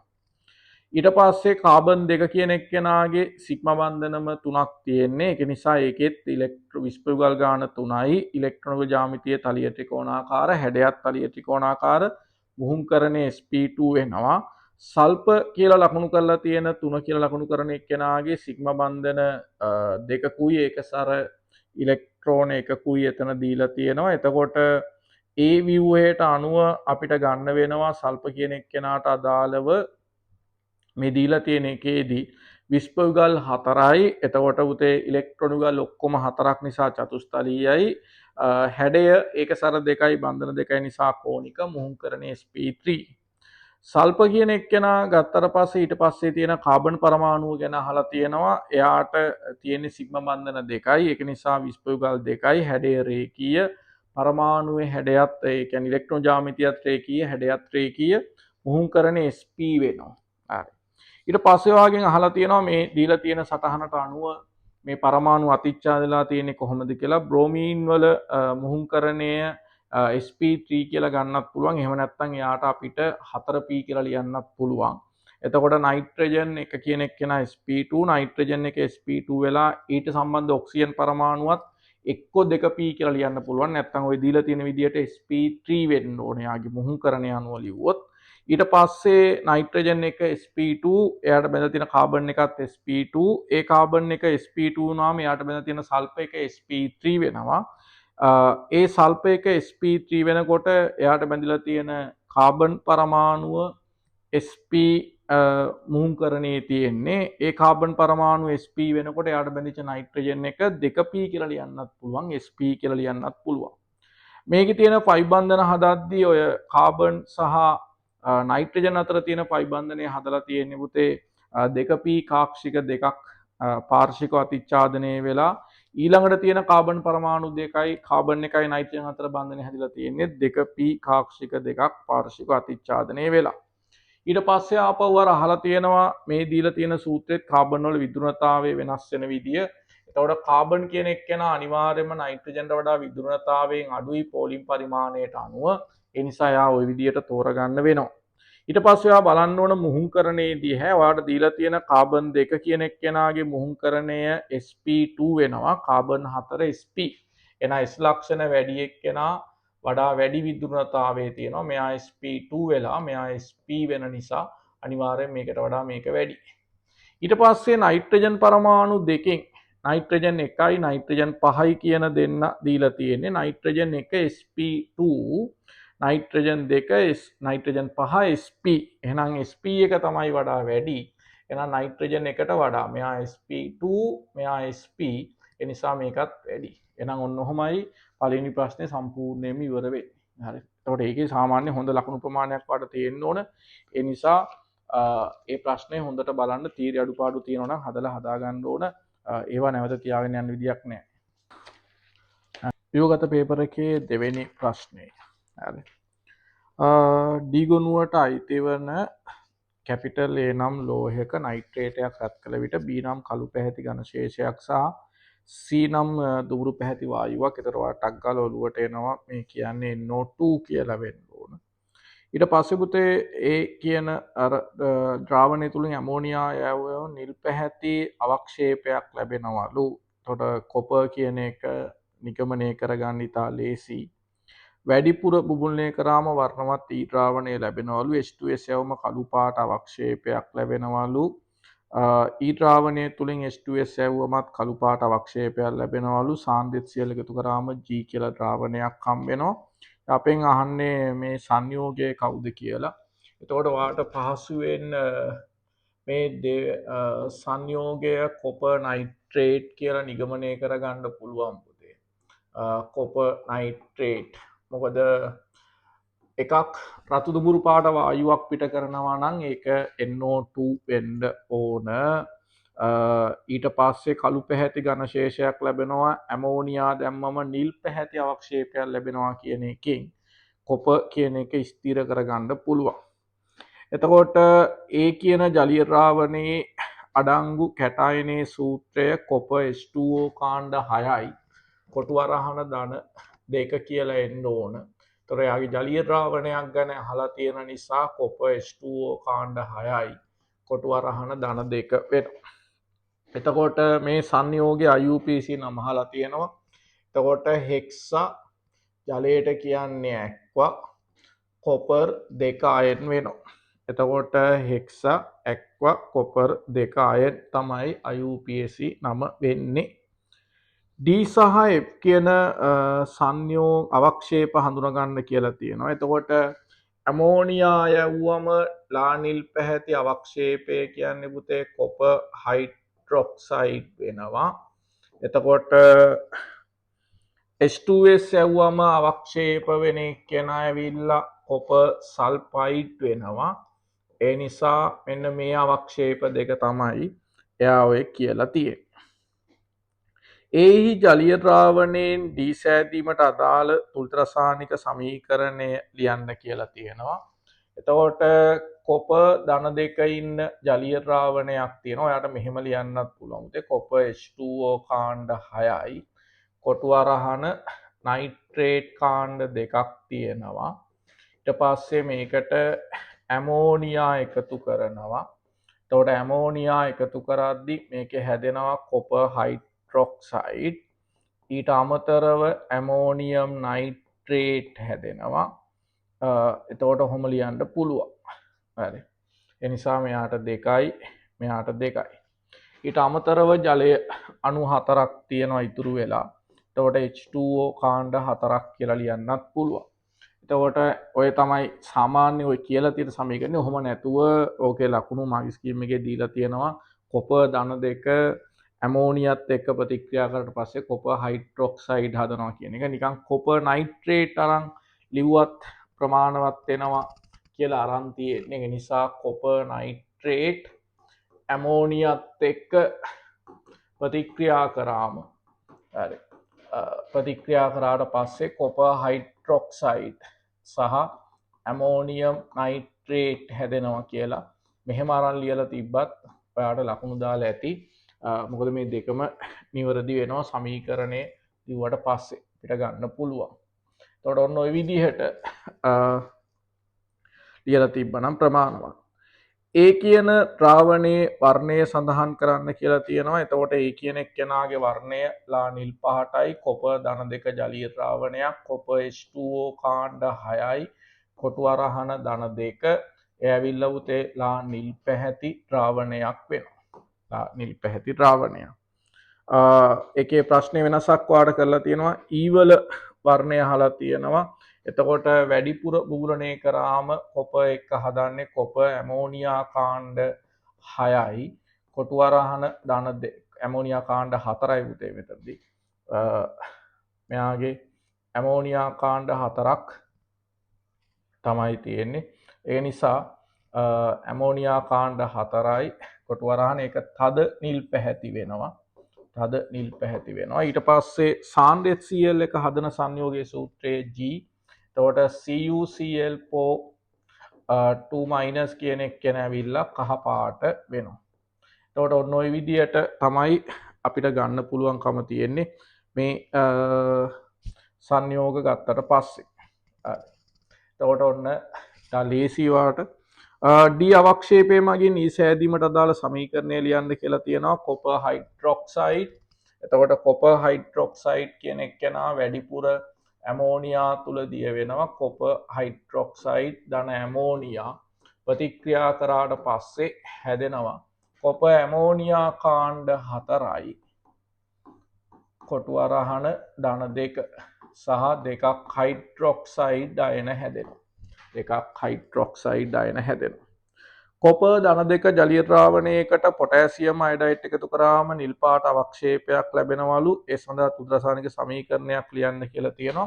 එතකොට ඕක මම ඔයාලට කියලා දීලා තියෙනවා මෙන්න මේ විදියටයි වෙන්නේ කියලා. කොපර් ධන දෙක ජලීය ද්‍රාවණයකට අපි I- එකතු කරාම කොපර් ධන දෙක ඔක්සිහරණය වෙනවා කොපර් ධන එක බවට. නමුත් කොපර් ධන එක ජලීය ද්‍රාවණ ලියන්න බැරි නිසා CuI කියලා ලියන්න ඕන. ඊට අමතරව පුතේ I2 හැදෙනවා. එතකොට මෙයාගේ අයිඩින් පරමාණු දෙන්නෙක් ඍණ දෙකේ ඉඳලා බිඳුවට යනවා. එතකොට කොපර් කියන එක්කෙනා ධන දෙකේ ඉඳලා එයා ධන එකට යනවා. ඒ නිසා මේකෙදී අපිට මෙයාට ඉලෙක්ට්‍රෝන එකයි මෙයාට ඉලෙක්ට්‍රෝන දෙකයි. ඔයා මේක දෙකෙන් වැඩි කරලා මෙතනට 4ක් I- 2ක් CuI හැදෙන්න ඕන. ද්‍රාවණයේ පතුලේ සුදු අවක්ෂේපයක් එක්ක I2 කියන එක්කෙනා හැදෙනවා. එතකොට මේකෙදී I2 හැදෙන්න පුළුවන්. හැබැයි මේ ගානේදී ඔයාලට දීලා තියෙනවා පුතේ වැඩිපුර I- කියලා. ඒතකොට වැඩිපුර I- කියන එක දුන්නට පස්සේ අපිට I2 නෙමෙයි අපි ලියන්න ඕනේ 2 කොපර් ධන 2 කියන එක්කෙනා ප්‍රතික්‍රියා කරන්න ඕන I- 5 දෙනෙක් එක්ක. හරි. I- මොකද මේ හැදෙන I- කියන එක්කෙනා ඊට පස්සේ ප්‍රතික්‍රියාවට එනවා. එයාගෙන් හැදෙනවා අපිට ගත්තම 5ක් I- එක ප්‍රතික්‍රියා කරලා 2යි CuI අර හැදෙන I2 අපි දාලා තියෙන වැඩිපුර I- එක ප්‍රතික්‍රියා කරලා I3- හදනවා. නිසා දුඹුරු පාට ද්‍රාවණයක් තමයි අපිට ලබා දෙන්නේ. එතකොට දුඹුරු පාට ද්‍රාවණයක පතුලේ සුදු අවක්ෂේපයක් CuI සුදු අවක්ෂේපයක් කියලා මතක තියාගන්න ඕන. මේක ගණනය කිරීම වලදී ඉතා අපෙන් විභාගයට පේපර් එකේ ගොඩක් අහන සමීකරණයක් වෙනවා. හරි. ඒතර ඒ කොටස ඔහොමයි තියෙන්නේ. හරි. අපි ඊළඟට B කොටස ගමු. දෙවෙනි ප්‍රශ්නේ. කැපිටල් X යනු ආවර්තාවක S ගොනුවේ මුළද්‍රව්‍යයකෙහි පළමු දෙවන තෙවන අයනීකරණ ශක්තිය දීලා තියෙනවා. ඒ කියන්නේ S ගොනුවකම එක්ක පළවෙනි කාණ්ඩය නැත්නම් දෙවෙනි කාණ්ඩේ මුළද්‍රව්‍යයක් වෙන්න එපා. එතකොට මේ මුළද්‍රව්‍ය අතරින් අයනීකරණ ශක්තිය ගත්තම අපට පේනවා 519ක් වෙලා තියෙනවා. ඊළඟ එක 7300ක් වෙලා තියෙනවා. එතකොට අයනීකරණ ශක්තිය කැපී පෙනෙන වැඩිවීමක් පළවෙනි එකයි දෙවෙනි එකයි අතර තියෙනවා. ඒක නිසා අපිට මේක පළමු කාණ්ඩේ මුළද්‍රව්‍යයක් කියලා ගන්න පුළුවන්. මේ මූලද්‍රව්‍ය හයිඩ්‍රොක්සයිඩ් ජලය සමග ප්‍රබල නොවන ප්‍රතික්‍රියාවක්. එතකොට අපි එළවලු දිගෙන ගන්නවා ලිතියම් ඉතාමත්ම සෙමින් ජලය සමග ප්‍රතික්‍රියා කරනවා. සෝඩියම් කෙනෙක් කෙනා වේගෙන් ප්‍රතික්‍රියා කරනවා. පොටෑසියම් ගිනි ගනිමින් ප්‍රතික්‍රියා කරනවා. රුබීඩියම් සීසියම් ස්ෆෝටනයක් සහිතව ප්‍රතික්‍රියා කරන නිසා අපිට මේ කියන්නේ ලිතියම් කියලා සලකන්න පුළුවන්. හයිඩ්‍රොක්සයිඩේ භාෂ්මිකයි. කොහොමත් පළවෙනි කාණ්ඩේ හයිඩ්‍රොක්සයිඩ් ඔක්කොම පුතේ භාෂ්මිකයි. X කෙනෙක් කෙනා තනුකම්ල සමග ප්‍රතික්‍රියාවේදී හයිඩ්‍රජන් මුදා හරිනවා. කොහොමත් පළවෙනි කාණ්ඩේ මූලද්‍රව්‍ය හැමෝම තනුකම්ල එක්ක ප්‍රතික්‍රියා කරාම හයිඩ්‍රජන් මුදා හරිනවා. X කෙනෙක් කෙනා වාතය දහනය කරාම සංයෝග දෙකක මිශ්‍රණයක් ලබා දෙන අතර එතකොට සංයෝග දෙකක් කිව්වම අපිට ලිතියම් ඔක්සයිඩුයි ලිතියම් නයිට්‍රයිඩ් සලකනවා වගේම සෝඩියම් වලත් සෝඩියම් ඔක්සයිඩුයි සෝඩියම් පෙරොක්සයිඩුයි හදනවා. පොටෑසියම් වල සංයෝග 3ක් ලැබෙනවා. ඔක්සයිඩය, පෙරොක්සයිඩය, සුපර් ඔක්සයිඩය. අපිට මේක ලිතියම්ද සෝඩියම්ද කියන එක ගැන තව චූට්ටක් තියෙනවා. ඒකේ ඔයාට ඒකත් ලියා ගන්න යාලා දීලා තියෙනවා. එම සංයෝගයට ජලය කරාම භාෂ්මික වායුවක් පිටුනවා. ඒ කියන්නේ ඇමෝනියා පිටවීමට මේක නයිට්‍රයිඩයක් වෙන්න ඕන. එහෙනම් මේක ලිතියම් තමයි අනිවාර්යයෙන්ම වෙන්නේ. එතකොට අයනීකරණ ශක්තිය අනුව සහ කාණ්ඩේ ප්‍රබල නොවන ජලය සමග ප්‍රතික්‍රියාව ප්‍රබල නොවන එකනොත් ලිතියම් කියලා සලකන්න පුළුවන්. ඒ නිසා ලිතියම් වල X හඳුන ගන්න කියලා තියෙනවා. ඒ නිසා ඔයාලට ලිතියම් කියලා හඳුන ගන්න පුළුවන්. ඉලෙක්ට්‍රෝන වින්‍යාසයේ 1s2යි 2s1යි ඊට පස්සේ අහලා තියෙනවා. එයා වාතයේ දහනය කරාම හැදෙන සංයෝග දෙකේ සූත්‍ර ලිතියම් ඔක්සයිඩ් සහ ලිතියම් නයිට්‍රයිඩ් කියන සංයෝග දෙක හැදෙනවා. එතකොට ඒක තමයි ඒ ප්‍රශ්නේදී අහලා තියෙන්නේ කොටස් දෙක. හරි.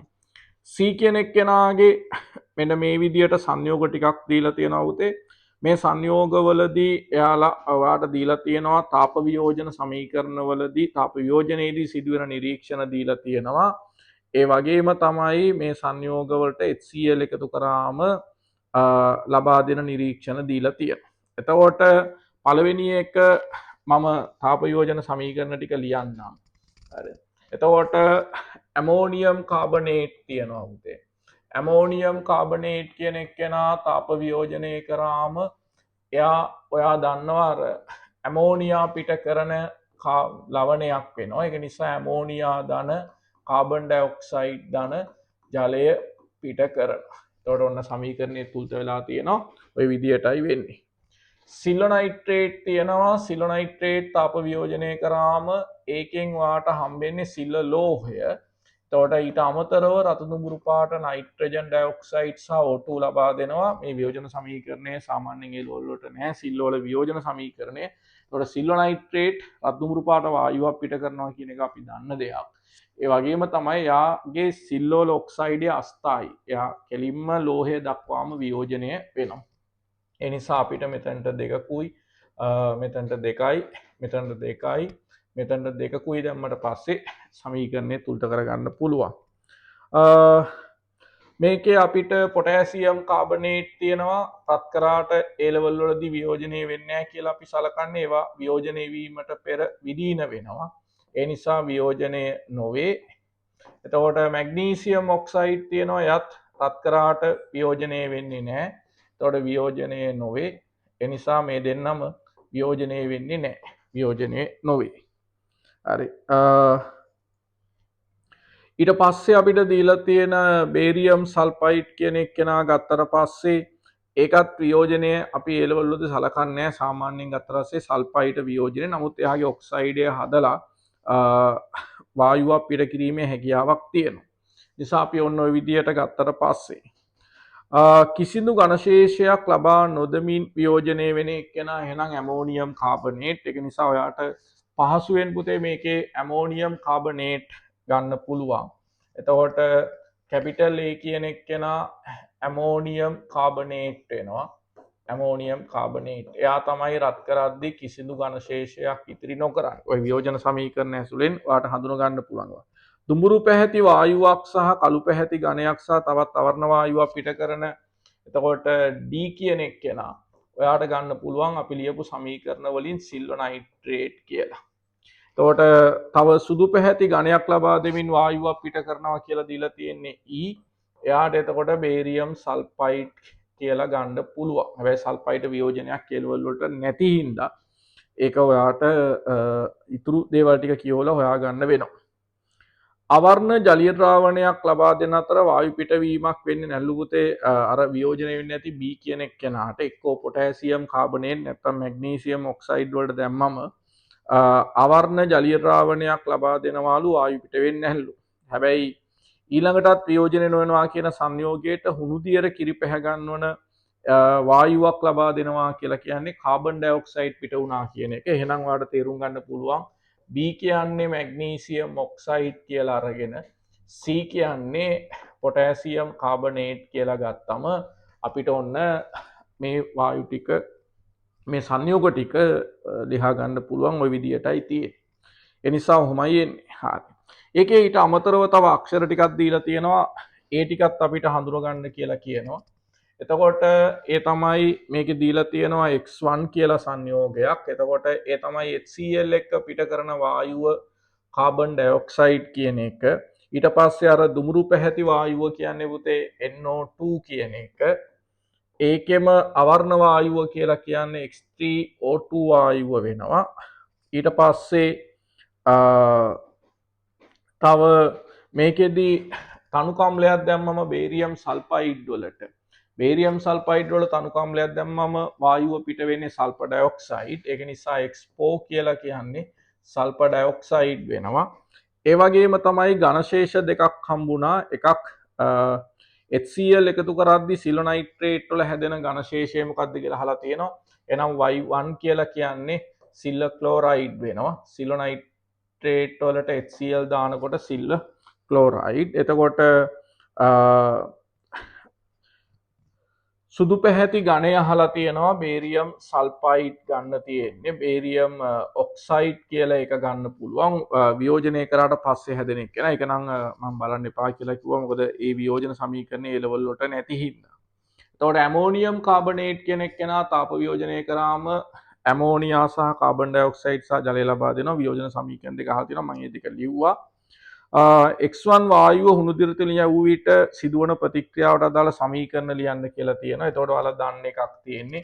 කාබන් ඩයොක්සයිඩ් හුණු දිර තුලින් යවුවට පස්සේ අපිට ප්‍රතිඵලයක් විදියට ලබා දෙන එක තමයි කැල්සියම් හයිඩ්‍රොක්සයිඩ් කියන එක්කෙනා ප්‍රතික්‍රියා කරනවා උතේ කාබන් ඩයොක්සයිඩ් එක්ක. එතකොට ඔයා දන්න කැල්සියම් කාබනේට් කියන සුදු අවක්ෂේපය ලබා දෙනවා. හැබැයි අපි මේ ද්‍රාවණය තුළින් තව දුරටත් යවුවට පස්සේ කාබන් ඩයොක්සයිඩ් මෙයා කෙලින්ම බයිකාබනේට් හයිඩ්‍රජන් කාබනේට් බවට පත් වෙලා මේක ජලීය ද්‍රාවණයක් බවට පත් වෙනවා වර්ණ. ඒ නිසා ඔන්න ඔය විදිහටයි ප්‍රතික්‍රියාව සිදු වන්නේ. හරි. එතකොට හයිඩ්‍රජන් කාබනේට් හදලා අවන්න ද්‍රාවණයක් බවට පත් වෙනවා. එතකොට දෙවෙනි ප්‍රශ්නේ අපිට ওই විදිහට ගන්න පුළුවන්. ඒක ලොකු අමාරු ප්‍රශ්නයක් නෙමෙයි තියෙන්නේ. ඒකේ ඔයා මේ තියෙන දේවල් ටික හොඳට බලන්න කොහෙද වැරදිලා තියෙන්නේ කියලා. හරි. අපි යන් තුන්වෙනි ප්‍රශ්නේ කතා කරන්න. ව්‍යුහගත එකේ තුන්වෙනි ප්‍රශ්නේ එතකොට මේ A කියන එක්කෙනා සහ B කියන එක්කෙනා සම්බන්ධ කරමින් හදපු ඉලෙක්ට්‍රෝඩයක් ගැන අහලා තියෙන උදේ ඉලෙක්ට්‍රෝඩයක විභවයන් දෙකම ඍණ විභවයන් දීලා තියෙනවා. එතකොට මම ඔයාලට උගන්වලා තියෙනවා ඇනෝඩය විදියට ක්‍රියා කරන්නේ වැඩි ඍණ විභවයක් තියෙන ඉලෙක්ට්‍රෝඩය. ඒ නිසා මේ ඉලෙක්ට්‍රෝඩය අපිට ගත්තට පස්සේ ආ කෙලින්ම අපෙන් අහනවා B කියන එක්කෙනා තමයි ඇනෝඩය වෙන්නේ. IUPAC අංකණය සඳහන් කරන්න කියලා තියෙනවා. ලෝ අයන ඉලෙක්ට්‍රෝඩ දෙකක් නිසා ඔයා දන්නවා මේක ලියද්දි මුලින්ම ලෝහය සඳහන් කරනවා. නිසා ප්‍රශ්නාංක 3 A වල පළවෙනි කොටස ගත්තම අපි ළඟ B කියන ඉලෙක්ට්‍රෝඩයේ ඉන්නවා. ඒ B කියන ඉලෙක්ට්‍රෝඩය B ධන දෙක ජලීය අයන බවට පත් වෙනවා. එතකොට එයාගේ සාන්ද්‍රණය පුතේ 1 මවුල ගන්න ඩෙසිමීටරයට වෙනවා. ඊට පස්සේ අපි මේ විදිහට ලවණ සේතුවකින් සම්බන්ධ කරා කියලා ගත්තට පස්සේ ඒ කියන එක්කෙනාගේ ආරෝපණය ධන 3යි. එතකොට එයා කැතෝඩේ විදිහට ක්‍රියා කරන නිසා 1 මවුල ගන්න ඩෙසිමීටරයට ඊට අමතරව ඒ කියන ඝණය හැදෙනවා. එතකොට අපිට ඔන්න ඔහොම මේකේ IUPAC අංකණය ලියන්න පුළුවන්. මෙම කෝෂයේ ඇනෝඩය සහ කැතෝඩ ප්‍රතික්‍රියාව ලියන්න කියලා තියෙනවා.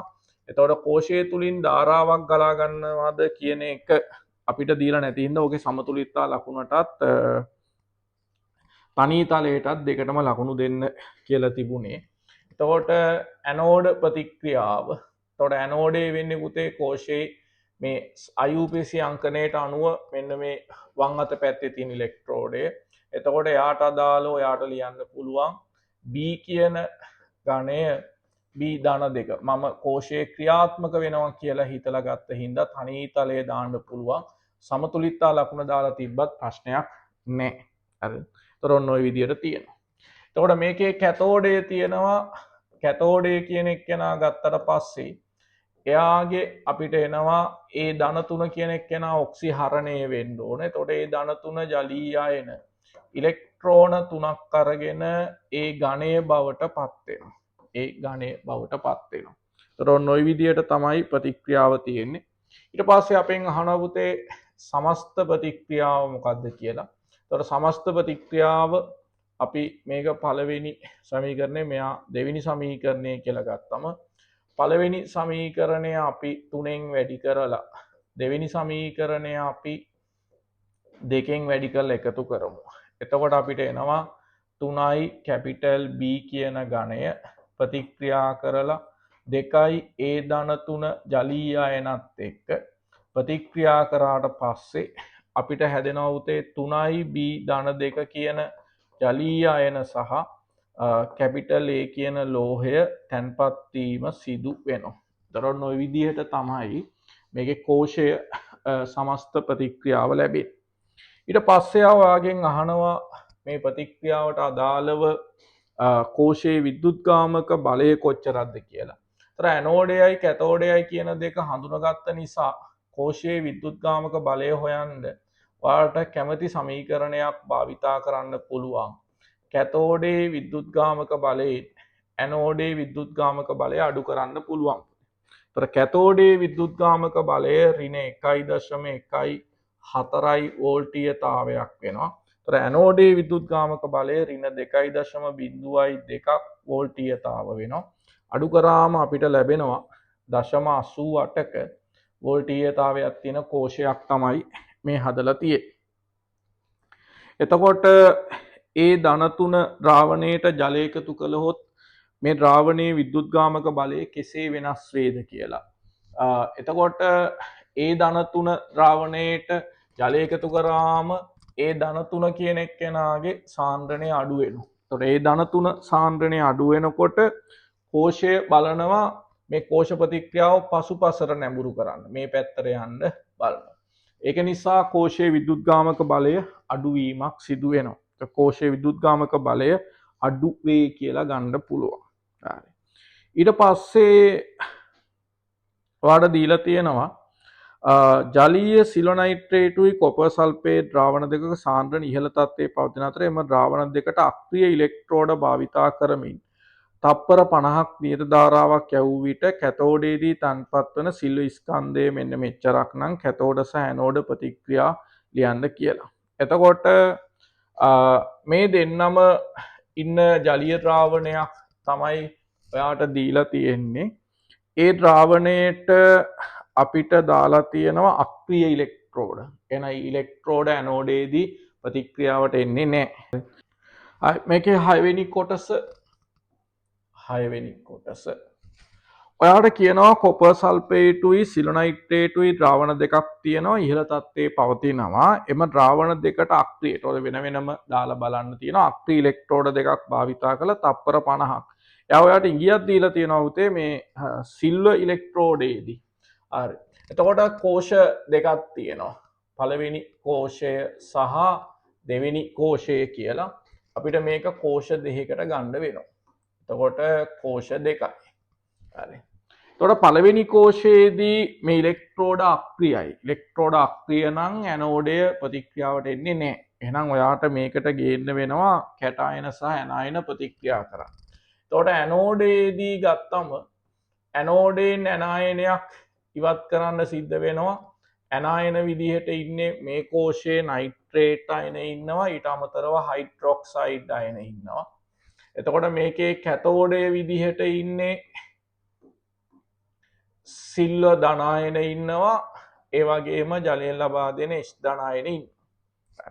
එතකොට මේ කෝෂයේ ඇනෝඩය විදිහට ගත්තම ඒකෙන් අපිට ඔක්සිකරණය කරන්න පුළුවන් ඇනායන විදිහට සල්ෆේට් සහ හයිඩ්‍රොක්සයිඩ් අයන ද්‍රාවණයේ තියෙනවා. කැතෝඩේදී ඔක්සිහරණය කරන්න පුළුවන් අයන විදිහට කොපර් ධන 2 අයනයි H ධන අයනයි තියෙනවා. එතකොට ඔයා මතක තියාගන්න ඕන පුතේ හයිඩ්‍රජන් වලට පහලින් තමයි සිල්වර් සහ කොපර් කියන දෙන්නම ඉන්නේ. එහෙනම් මේකේ කැතෝඩ ප්‍රතික්‍රියා දෙක අහලා තියෙන හින්දා කැතෝඩ ප්‍රතික්‍රියාවලදී අපිට ඉවත් කරන්න වෙන්නේ ශ්‍රේණියේ පහලින් ඉන්න කැටායනය වන ලෝහ කැටායනය. එහෙනම් මේකේ කැතෝඩ ප්‍රතික්‍රියාව Ag ධනායන. ඒතර මේ වගේ අනිවාර්යයෙන්ම භෞතික අවස්ථාවත් එක්ක තමයි සමීකරණය ලියන්න ඕනේ. සිල්ල ලෝහය බවට මෙහා ඔක්සි හරණය වෙනවා. ඒතර කොපර් කියන එක්කෙනා කොපර් ධන 2 ජලීය අයන ඉලෙක්ට්‍රෝන දෙකක් අරගෙන කොපර් ලෝහය විදිහට තැන්පත් වෙනවා. එතකොට ඔන්න ඔය කියන දෙක තමයි සිද්ධ වෙන්නේ. තැන්පත් වෙච්ච කොපර් ස්කන්ධය අහලා තියෙනවා. අපිට තප්පර 50ක් යවුවා කියලා විතරයි දීලා තියෙන්නේ. අපිට මේක නියත ධාරාවක් කියලා දීලා තිනවා. ධාරාව ගැන සඳහනක් නොමැති නිසා, හරි. එයා ධාරාවක් ගැන සඳහන් කරන්නේ නැති නිසා අපිට සිද්ධ වෙනවා ධාරාව හොයාලා ගන්න. නමුත් ගාන ඊළඟ කොටසේ තමයි අපෙන් අහන්නේ. එතකොට ඔයා දන්නවා මේකෙදි තැන්පත් වෙන ද්‍රව්‍යයේ ස්කන්ධය ගත්තට පස්සේ සිල්ව කියන එක්කෙනාගේ 0.108 ග්‍රෑමයක් තැන්පත් වෙලා තියෙනවා. එතකොට සිල්ව කියන එක්කෙනාගේ තැන්පත් වෙච්ච ස්කන්ධයයි කොපර් තැන්පත් වුණු ස්කන්ධයයි තමයි අපෙන් අහන්නේ. හරි. එතකොට අපි හොයාගත්තොත් එහෙම ආරෝපණය ගලාගිය ආරෝපණය සමානයි. ගලාගිය ආරෝපණය සමානයි. මේ කෝෂය තුලින් ගලා ගියපු ආරෝපණය Q සමානයි.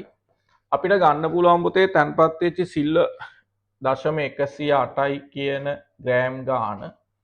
අපි පැරඩේ නියතය 96500යි කූලෝම් මවුලයට කියන එකෙන් වැඩි කරලා එතකොට මේක බෙදනවා 108යි ග්‍රෑම් මවුලයට කියන එකේ. එතකොට වාට එනවා මෙන්න මේ ඉලෙක්ට්‍රෝඩය හරහා ගලා ගිය ආරෝපණ ප්‍රමාණය මෙච්චරයි කියලා. එතකොට මේක සුළු වුණාම ඔයාට පේනවා අපිට ගන්න පුළුවන් මේවා මෙතනට ගියාම පුතේ එක වැඩි කිරීම 10^3යි. එහෙනම් මේ කෝෂය තුලින් 96.5ක කූලෝම් ප්‍රමාණයක් ගලාගෙන ගිහිල්ලා තියෙනවා. එහෙනම් 96.5 කූලෝම් ප්‍රමාණයක් ගලා ගියා නම් තැන්පත් වූ කොප ස්කන්ධය ගන්න පුළුවන්. එතකොට සිල්වර් ඉලෙක්ට්‍රෝඩය භාවිතා කරලා ආරෝපණය හොයන්න පුළුවන්. ඔයාට මෙන්න මෙච්චර ආරෝපණ ප්‍රමාණයක් තමයි මේ කරා ගලා ගියේ කියලා. ඒ ආරෝපණ ප්‍රමාණයෙන් අපිට බලන්න පුළුවන් කොප කොච්චර ස්කන්ධයක් තැන්පත් වෙනවද කියලා. නිසා 96.5යි කූලෝම් ප්‍රමාණයක් ගලාගෙන යනකොට පුතේ ඉලෙක්ට්‍රෝන මවුල දෙකක් ඕන කරනවා. එතකොට 96500යි කූලෝම් මවුලයට වෙනවා පැරඩේ නියතය. කොපවල මෞලික ස්කන්ධය 63.5යි කියලා අපිට දීලා තියෙනවා ග්‍රෑම් මවුලයට. තොර මේක සුළු කරාම පුතේ අපිට මෙතනින් ගන්න පුළුවන් 63.5 මේකෙන් බෙදුනට පස්සේ 0.0යි 6ට 3යි එතකොට 13ට 1යි 15ට 7යි 10ට 5යි දශම ඔන්න ඔය කියන ගාන තමයි මේ ඉලෙක්ට්‍රෝඩය ඇතුලේ තැන්පත් වෙලා තියෙන්නේ. කොප ඉලෙක්ට්‍රෝඩේ මෙච්චරක් ගන්න. ඒකේ අවසාන කොටස විදියට අහනවා ඔයාගෙන් මේකෙදි කොච්චර ධාරාවක් ගලා ගියාද කියලා. එතකොට කොච්චර ධාරාවක් ගලා ගියාද කියන එක බලන්න අර ආරෝපණ ප්‍රමාණය පුතේ බෙදන්න පුළුවන් ඔයාට කාලෙකින්. ඒ නිසා දෙවෙනි කොටස හදනකොට අපිට පුළුවන් ගලා ගිය ධාරාව සමානයි අපිට ගත්ත හැකි පුතේ 96.5යි කූලෝම් කියන එක එයා කියන්නේ තප්පර 50ක් කියලා. එහෙනම් 50න් බෙදන්න ඕන. එතකොට අපිට එනවා 1.933යි ඇම්පියර් කියලා. ඒතර 1.933යි ඇම්පියර්. ඒතර වාට ඔන්න ඔය කොටසේ ඉලෙක්ට්‍රෝඩ කොටස සම්බන්ධව ඇවිල්ලා තියෙන්නේ මෙන්න මේ වගේ ප්‍රශ්නයක්.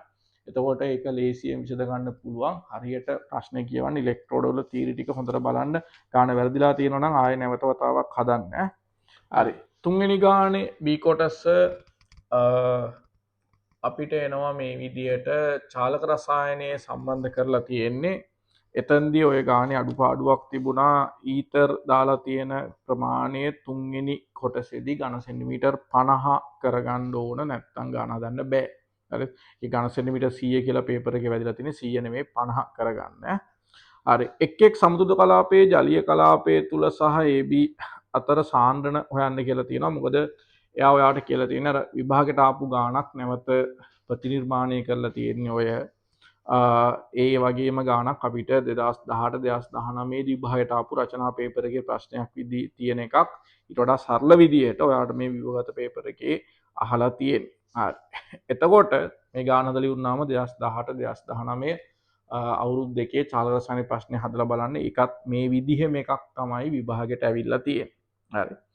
එතකොට කැපිටල් A කියන එක්කෙනා ඊතර තුල ජල ද්‍රාව්‍යතාවය ජලයට වඩා වැඩි කියලා දීලා තියෙනවා. සෙන්ටිග්‍රේඩ් 30 දී මෙන්න මේ විදිහේ එකක් තමයි දීලා තියෙන්නේ.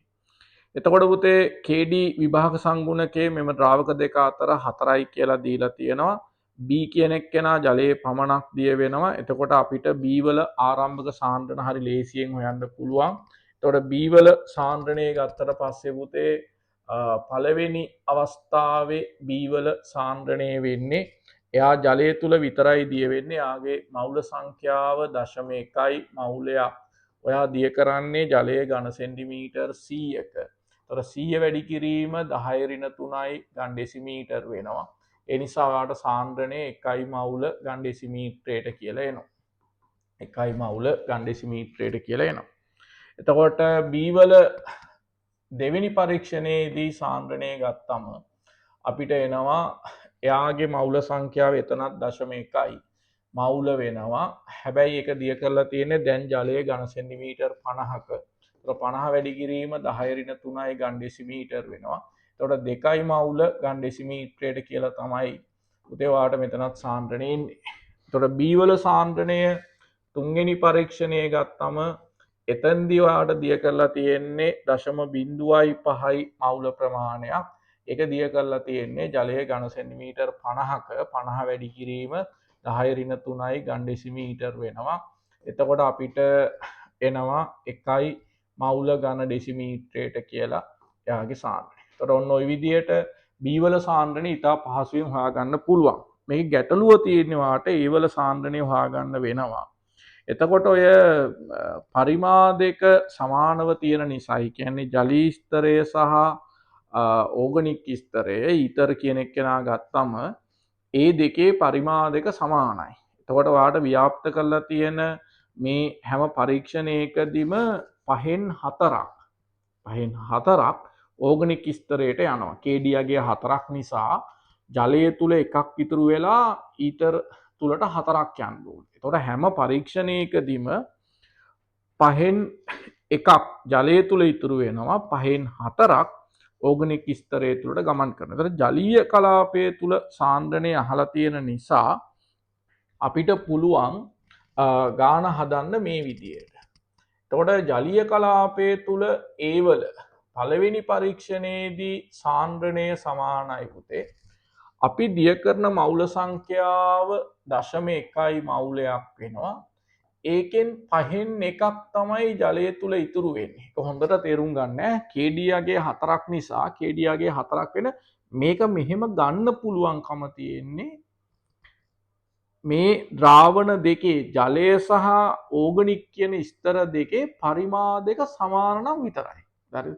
ඒකයි මම අර තුන්වෙනි පරීක්ෂණයේදී මට ගාන හදාගන්න බැරි ඔයාලට ගාන වෙනස් කරගන්න කිව්වේ. ගාන සෙන්ටිමීටර් 50ක් කරගන්න කියලා කිව්වේ. ජලී ස්තරයයි ඕගනික් ස්තරයයි දෙකේම සම පරිමා තියෙන්න ඕන. එහෙම වුණාම තමයි 5/1ක් ජලී ස්තරය ඉතුරු වෙලා 5/4ක් ඕගනික් ස්තරයට යන්නේ. එතකොට මේකේ ඝන සෙන්ටිමීටර් 100ක් ජලය තුල තියෙනවා. එහෙනම් 100 වැඩි කිරීම 10^3යි ඝන ඩෙසිමීටර් වෙනවා උතේ. එතකොට මේකෙන් අපිට 10^1යි අතනින් කැපිලා ගියාම 1 බෙදීම 5 කියලා කියන්නේ 0.2යි මවුල ඝන ඩෙසිමීටරයට කියලා එනවා. එතකොට 0.2යි මවුල ඝන ඩෙසිමීටරයට වෙන්නේ. එතකොට පළවෙනි. එතකොට දෙවෙනි කැපිටල් A සාන්ද්‍රණය දෙවෙනි පරීක්ෂණයේදී එතකොට යාගේ සාන්ද්‍රණය ආපහු පුතේ 0.1යි මවුලයක් තමයි දිය කරලා තියෙන්නේ.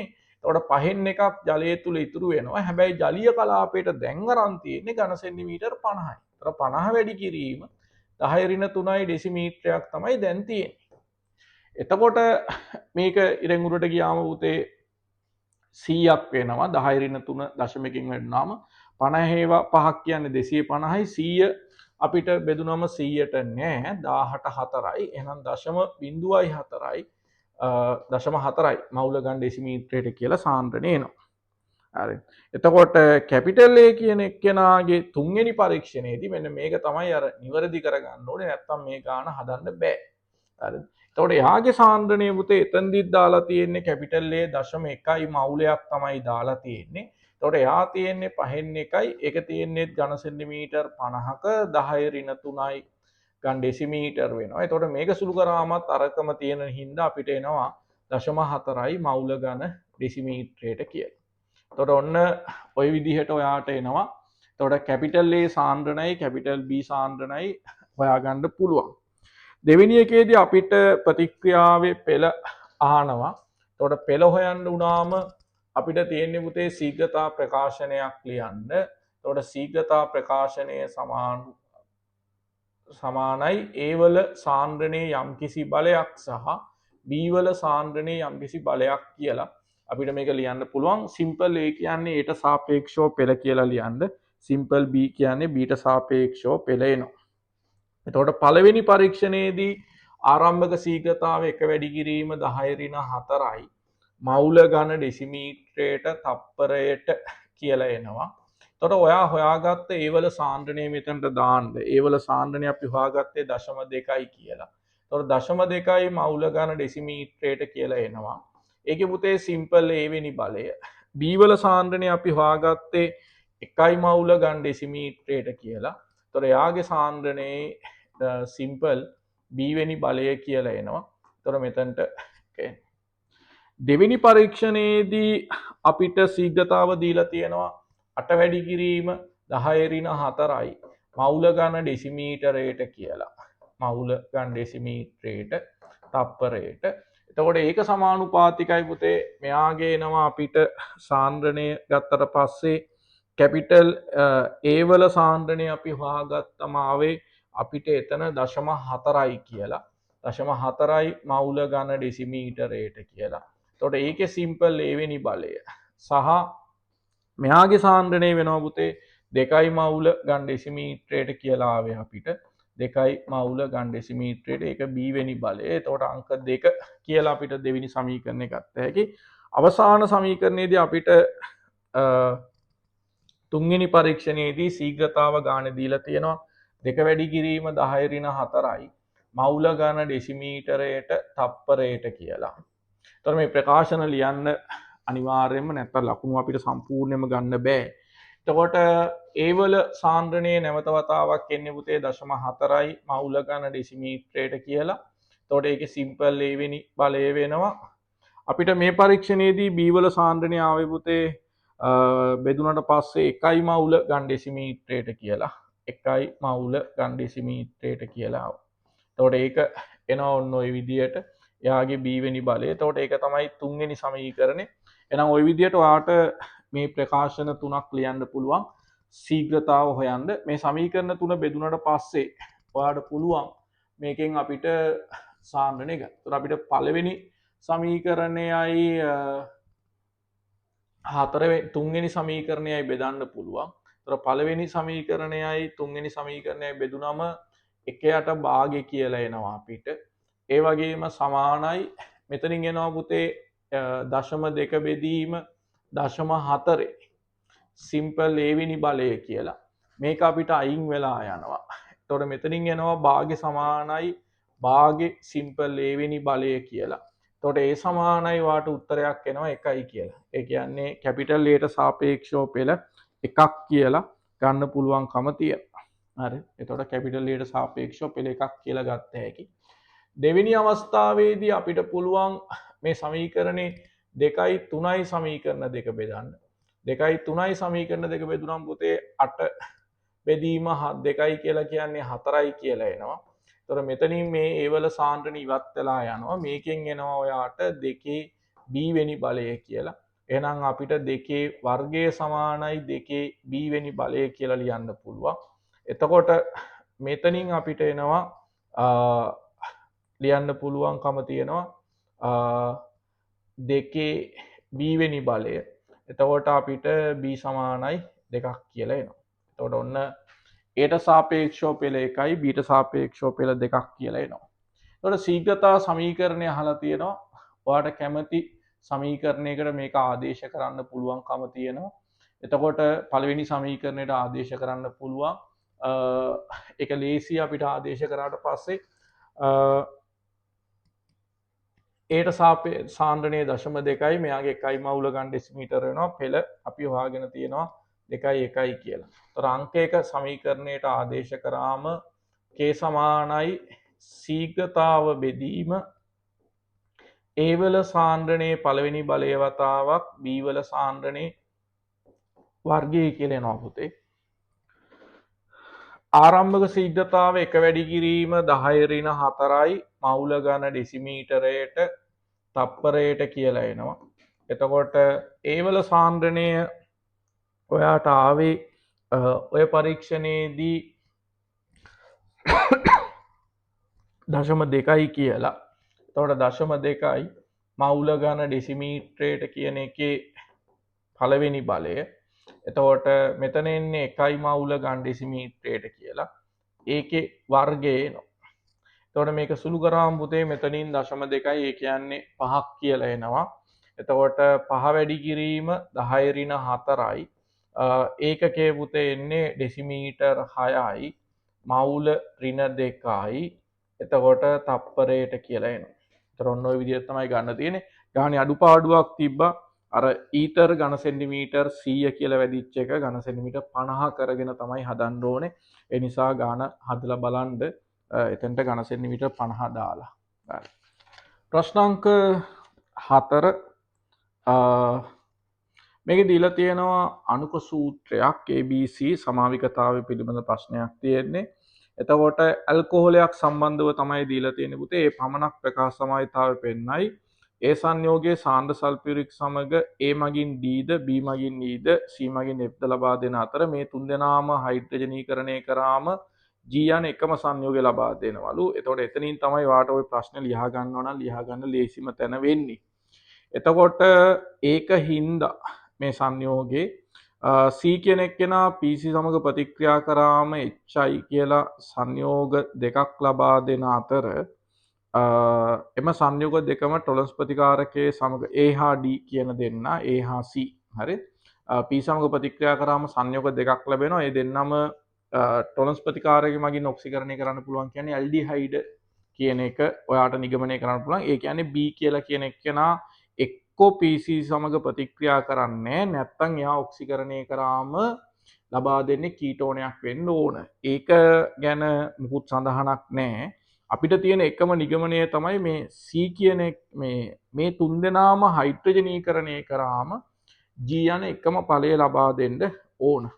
එතකොට ඒක නිසා මම මේ වගේ ප්‍රශ්නයකදී අපි ලේසිම දේ තමයි G කියන එක්කෙනාව හොයාගන්න එක. හරි? එතකොට G කියන එක්කෙනාව හොයාගන්න අපිට මේකෙදි තියෙන ව්‍යුහය තමයි මෙන්න මේ කියන එකේදී මෙයාට CH3 එකයි මේ බන්ධන තුනක් තියෙන. එතකොට මේ වගේ ප්‍රකාශ සක්‍රිය සංයෝගයක් ගැන සඳහනකුත් තියෙන නිසා මෙන්න මේ වගේ එකක් තමයි ජීවලට අපිට ගන්න පුළුවන්කම තියෙන්නේ. මොකද මෙයාව ලබා ගන්න පුළුවන් ඔය කියන විදිහට මේ කියන සංයෝග ප්‍රකාශ සක්‍රිය වෙන්න ඕනේ. එතකොට මට මෙන්න මෙහෙම එකක් ගන්න පුළුවන්. C එකයි H එකයි මෙයාට CH2 මෙයාට CH3 මෙයාට CH2 එකයි මෙයාට OH එකක් වෙනවා. එතකොට ඔය කියන කාබන් සැකිල්ලමනේ තියෙන්නේ. හරි. එතකොට ඔය කියන කාබන් සැකිල්ල මෙයා ප්‍රකාශ සක්‍රියයි. එතකොට ඕක වෙන්න ඕන කැපිටල් A කියලා කියන්නේ. එතනින් එහාට මට මේකට තව සංයෝග තුනක් අඳින්න පුළුවන්. CH3 කියන එක්කෙනා මට මෙතනට OH එක දාලා මෙයාට CH3 එක දාලා මෙයාට CH2 මෙයාට CH3 ගත්තම මේ කාබන් සැකිල්ලත් ඒකම තමයි. හරි? ආයෙ ඔයාට ඇඳ හැකි මෙහෙම එකක් CH3 මෙයාට H එකයි මෙයාට CH3 එකයි මෙයාට CH පුතේ මෙයාට OH එකයි මෙයාට CH3 එකක් තියෙනවා. ඒත් තියෙන මේ කාබන් සැකිල්ලමයි. හැබැයි ප්‍රකාශ සක්‍රිය නෑ. ආයෙ මෙයාට තියෙනවා CH3 එකයි CH එකයි CH3 CH2OH කියලා එකක්. හරි. එතකොට ඔයාලට පේනවා මේ සංයෝගය PC සමග ප්‍රතික්‍රියා කරන්නේ මෙයා PC සමග ප්‍රතික්‍රියා කරනවා මේක PC සමග ප්‍රතික්‍රියා කරනවා ඇල්ඩිහයිඩයක් හදන්න පුළුවන් මේ දෙන්නට විතරයි. එහෙනම් මේක පහසුවෙන් C කියලා ගන්න පුළුවන්. එතකොට C ඔයාට ලේසියෙන් හොයාගන්න පුළුවන්. C කියන්නේ මේක. එතකොට A කියන්නේ මේක. හරි.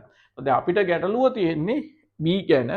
එතකොට ඔක්සිකරණය කළ හැක කියලා දීලා තියෙනවා. ඒ කියන්නේ ඔක්සිකරණය කරන්න බැරි එක්කෙනා තමයි B තමයි මේක තියෙන්නේ.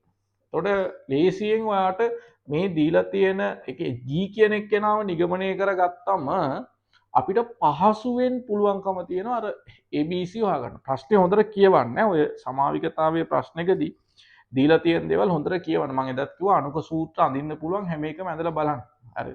එතකොට මේකට ඇල්කොහොලයක් C5H12යි සංයෝග කීපයක් ඇල්කොහොල අඳින්න පුළුවන්. සමාවික කීපයක් ඇඳ හැකි සමාවික ඇඳලා බලන්න. එතකොට මම G කියන එකෙන් තමයි ප්‍රශ්නේ ලියාගත්තේ. එයාව ලබා දෙන්න ඕන කියන නිසා. එතකොට A වලට පුතේ සාන්ද්‍ර සල්ෆියුරික් දැම්මට පස්සේ ඒකෙන් හැදෙන්නේ CH3 එකයි. එතකොට එයාට තියෙනවා තව CH2 CH3 එකක්. ඒකට තියෙනවා CH3 එකක්. එතකොට මෙයා උත්පේරිත හයිඩ්‍රජනීකරණය කරාම හයිඩ්‍රජන් නිකල් දැම්මම මේක තමයි මට ලබා දෙන්නේ. ඒ නිසා මං හිතපු විදිය නිවැරදි වෙනවා යා ගැන ඔහොම තමයි ලැබෙන්නේ. එතකොට ඒකෙන් ලැබෙන්නේ D කියලා සංයෝගයක්. ඔන්න D මං හොයාගත්ත මේ විදියට.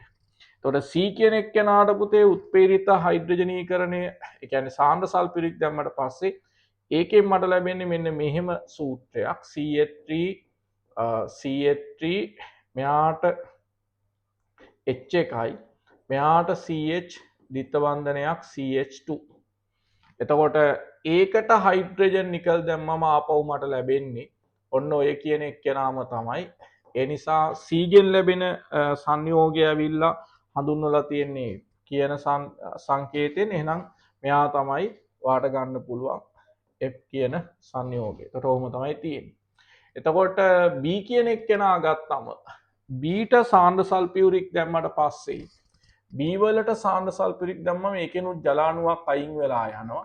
අයින් වෙලා ගිහිල්ලා අපිට මෙන්න මේ කියන සමාවිකය තමයි ලබා දෙන්නේ. එතකොට ඒකට හයිඩ්‍රජන් නිකල් දැම්මම ඒත් හම්බෙන්නේ ওই කියන එක්කෙනා තමයි.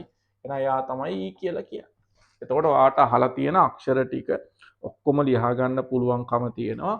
මේ විදියට තමයි තියෙන්නේ. එතකොට ABCD E මේ කියලා තියෙන කතාවේ අපිට මෙයයි A සහ C කියන දෙන්න PC සමග ප්‍රතික්‍රියා කරාම ලැබෙන සංයෝග දෙකක් අහලා තියෙනවා. එතකොට එයාව අපිට ගන්න පුළුවන් මේ විදියට A කියන එක්කෙනා ඔක්සිකරණය කරාම හැදෙන්නේ H කියන එක්කෙනා. එතකොට CH3 එකයි පුතේ. මෙතනට H එකයි. මෙයාට CH2 CH3 තියෙනවා. මෙයාට C දිත්ත බන්ධිත O එකයි H එකක් එනවා. එතකොට C කියන එක්කෙනා පුතේ ඔක්සිකරණය කරාම හැදෙන්නේ I කියන එක. මේක ඔක්සිකරණය කරාම හැදෙන්නේ මෙන්න මේ වගේ ඇල්ඩිහයිඩයක්. එතකොට මේ දෙන්නම ටොලන්ස් ප්‍රතිකාරකයක් එක්ක රිදී කැඩපතක් ලබා දෙනවා. ඒ නිසා ඔයාට මේ දෙක මේ විදියට ගන්න පුළුවන්. ඔහොමයි තියෙන්නේ කියලා. ඒක නිසා ඔන්න සංයෝග දෙක හඳුනා ගන්න පුළුවන්. ඊට පස්සේ ඔයාට ඕගනික් ඔය තාම අපි කරගෙන යන හින්දා එච්චර අමාරු ප්‍රශ්න නෙවෙයි අහලා තියෙන්නේ. B කොටසේ අපෙන් අහනවා මෙන්න මෙහෙම සංයෝග දෙකක් දීලා එයාලව හඳුනගන්නේ කොහොමද කියලා. CH3 CH2 BR එකක් තියෙනවා. BR දෙකක් CH3 කියන එක්කෙනයි. ඊට අමතරව මේකේ තියෙනවා පුතේ CH3 CH2 CH2 CH BR2 කියලා දෙකක්. හරි ලේසි අපිට මේ දෙන්නටම අපි මධ්‍යසාරීය KOH දානවා. එතකොට මධ්‍යසාරීය KOH භාවිතා කරාම ඔයාට මේකෙන් හම්බෙන්නේ කාබන් අතර ත්‍රිත්ව බන්ධනයක් තියෙන ඇල්කයිනයක්. හරිද? එතකොට ඒ ඇල්කයිනයයි මෙන්න මේකේ තියෙන හම්බෙන ඇල්කයිනයයි ගත්තම වෙනසක් තියෙනවා. දෙන්නටම එකම දේ කරන්න ඕනේ හඳුනා ගැනීමකදී. එතකොට මධ්‍යසාරීය KOH භාවිතා කරාම මේකෙන් හම්බෙන්නේත් මේ විදිහට ඇල්කයිනයක්. නමුත් මේ ඇල්කයිනයට කියන විශේෂ නමක් තියෙනවා. මෙයා සාමාන්‍ය ඇල්කයිනයක්. මේකට කියන්නේ ආම්ලික ඇල්කයින කියලා. ආම්ලික ඇල්කයිනයකට ආවේනික ප්‍රතික්‍රියා හතරක් අපි ඒ ලෙවල් වලදී ඉගෙන ගන්නවා. ඒකෙන් කැමති එකක් දාන්න. සෝඩියම් දැම්මම මේකේ වායු බුබුලු පිට වෙන්නේ නැහැ. මේකේ වායු බුබුලු පිට වෙනවා. සෝඩමයිඩ් දැම්මම මේකේ වායුවක් පිට වෙන්නේ නැහැ. මේකෙන් කටුක ගන්ධයක් ඇති ඇමෝනියා වායුවක් පිට වෙනවා. ඇමෝනියා කියලා ලියන්න එපා. වායුවක් පිට වෙනවා. කටුක ගන්ධයක් තියෙනවා. මේකට නිරීක්ෂණ විදියට හොඳ මේවා තමයි ටොලන්ස් ප්‍රතිකාරකයේ දාන්න පුළුවන්. ඇමෝනියා සිලිනයිට්‍රේට් දැම්මම මේකේ නිරීක්ෂණයක් නැහැ. මෙතන පුතේ ඇමෝනියා සිලිනයිට්‍රේට් දැම්මම සුදු අවක්ෂේපයක් ලැබෙනවා කියලා ලියන්න පුළුවන්. ඒ වගේම මේකට අපිට කොපර් ධන 1 තියෙන අඩංගු ඇමෝනියා ද්‍රාවණයක් දාන්න පුළුවන්. මේක දැම්මම ගඩොල් රතු පැහැති අවක්ෂේපයක් ලැබෙනවා කියලා ගන්න පුළුවන්. ඒ නිසා අපිට මම මේකට දානවා ටොලන්ස් ප්‍රතිකාරකයේ සිලිනයිට්‍රේට් එක ඇමෝනියා දැම්මම මම කියනවා මේකේ නිරීක්ෂණයක් නැත කියලා. නිරීක්ෂණයක් නැත. එතකොට මේකට මම ඇමෝනියා සිලිනයිට්‍රේට් දානවා. ඒ ඇමෝනියා සිලිනයිට්‍රේට් මේකට දැම්මම ඔන්න අපිට හම්බෙනවා සුදු පාට අවක්ෂේපය. රිදී කැඩපතක් එහෙම නෙවෙයි ඈ. සුදු අවක්ෂේපය ලබා දෙන්නේ රිදී කැඩපතක් ලබා දෙන්නේ ඇල්ඩිහයිඩ් විතරයි. හරිද? ඒතකොට ටොලන්ස් ප්‍රතිකාරකයත් එක්ක එලෙවල් වලදී ප්‍රතික්‍රියා කරන්නේ ඇල්ඩිහයිඩ් කියන ඒවයි ආම්ලික ඇල්කයින කියන ඒවයි විතරයි. හරිද? ඒක නිසා ඒක මතක තියාගන්න ඕන. මේ දීලා තියෙන සංයෝග දෙකත් වෙන් කර හඳුනා ගන්න කියලා තියෙනවා. හැබැයි යාළුවාට කියලා තියෙනවා මේකට බ්‍රෙඩි ප්‍රතිකාරක දීලා නැහැ කියලා. ඉතින් ඇල්කෝහලයක් තියෙනවා පුතේ දෙවෙනි කොටසේදී හඳුනා ගන්න. එතකොට CH3 CH2 CH2OH එකක් තියෙනවා. දෙවෙනි සංයෝගයේ විදියට ඔයාලට දීලා තියෙන කීටෝනයක් බ්‍රෙඩි ප්‍රතිකාරකයේ දැම්මනම් මෙයා තැඹිලි පාට අවක්ෂේපයක් එහෙම නැත්නම් තද කහ පාට අවක්ෂේපයක් දෙනවා. මෙයා නිරීක්ෂණ දෙන්නේ නැහැ කියලා ගත්ත හැකි. ඒක දීලා නැහැ කියලා තියෙන නිසා ඔයාලට කිය හැකි මේ දෙකටම ආම්ලික ඩයික්‍රෝමේට් හරි ආම්ලික පර්මැංගනේට් හරි දාන්න. ඒතර ආම්ලික පර්මැංගනේට් දැම්මොත් මේක මගින් විවරණ වෙනවා පුතේ. එහෙම නැත්නම් දම් පැහැය අවර්ණ හෝ ලාරෝස පැහැවේ කියලා ලියන්න. මෙයාගේ මුකුත් වෙන්නේ නැහැ. කීටෝන ඒ ලෙවල් වලදී ඔක්සිකරණය කරන්න බැරි හින්දා කීටෝනේ නිරීක්ෂණයක් නැත. අතන ලියන්න වේසියෙන් යන්න පුළුවන් පර්මැංගනේට් විවරණ වේ කියලා ලියන්න පුළුවන්. එහෙම නැත්නම් දම් පැහැති ද්‍රාවණය අවර්ණ වේ හෝ ලාරෝස පැහැවේ. ඩයික්‍රෝමේට් උත් ගන්න පුළුවන්. එතකොට තැඹිලි පැහැය කොළ පැහැවේ කියලා ලියන්න පුළුවන්. මේකේ නිරීක්ෂණයක් නැත කියලා ලියන්න පුළුවන්. එතකොට ඔක්සිකරණ එහෙම තියෙනවා. ලේසියෙන් ගන්න පුළුවන් එකක් තමයි දීලා තියෙන්නේ මේ තාම යනවා ඊළඟ පේපර් වල ටිකක් ඕගනික් අමාරු එකක් හම්බෙන්න පුළුවන් ඈ හරි එතකොට මේකේ පුතේ C කොටස හරි ඒකෙත් වාගෙන් අහලා තියෙන ඉතා දන්න කියන දේවල් ටිකක් මේ සඳහා සුදුසු ප්‍රතිකාරකයි තත්තත් එක්ක ප්‍රතිකාරක ලියන්න කියලා තියෙනවා උත්ප්‍රේරක තියෙනවා නම් ඒවත් සඳහන් කරන්න කියලා තියෙනවා පළවෙනි එකේ G කියලා කියන්නේ පුතේ ඔයාට දීලා තියෙන එකේ ඇල්කයිනයකට ඇල්කීනයකට ජලාණුවක් ආකලනය කරලා තියෙනවා හැබැයි ඇල්කිල් හයිඩ්‍රජන් සල්ෆේට් හැදිලා තියෙන නිසා ඔයා දාන්න ඕනේ සාන්ද්‍ර සල්ෆියුරික් මොකද තනුක සල්ෆියුරික් දැම්මොත් කෙලින්ම ඔක ඇල්කෝහලයක් බවට යනවා මේක ඇල්කිල් හයිඩ්‍රජන් සල්ෆේට් හදලා නතර වෙලා තියෙන නිසා සාන්ද්‍ර සල්ෆියුරික් දාන්න ඕන නිසා G කියලා කියන්නේ ඔන්න සාන්ද්‍ර සල්ෆියුරික් වෙනවා ඊට පස්සේ ඩයසෝනියම් ලවණය තියෙනවා ඒක නම් තාම තීරයට මම උගන්වලා නැහැ. එතකොට ඒකෙදී H කියන සංයෝගයට අදාළව පුතේ අපි ලියන්න ඕනේ OH එකක් ගන්න ජලය දාන්න ඕන සෙන්ටිග්‍රේඩ් 5ට වඩා වැඩි අවස්ථාව 10කට වඩා වැඩි අවස්ථාවේ තියාගෙන ජලය දැම්මනම් හරි. සෙන්ටිග්‍රේඩ් 10ට වඩා වැඩි ජලය එකතු කරා නම් හරි උණු ජලය කියලා ලිව්වනම් ඒත් ප්‍රමාණවත්. එතකොට OH කාණ්ඩයක් එනවා.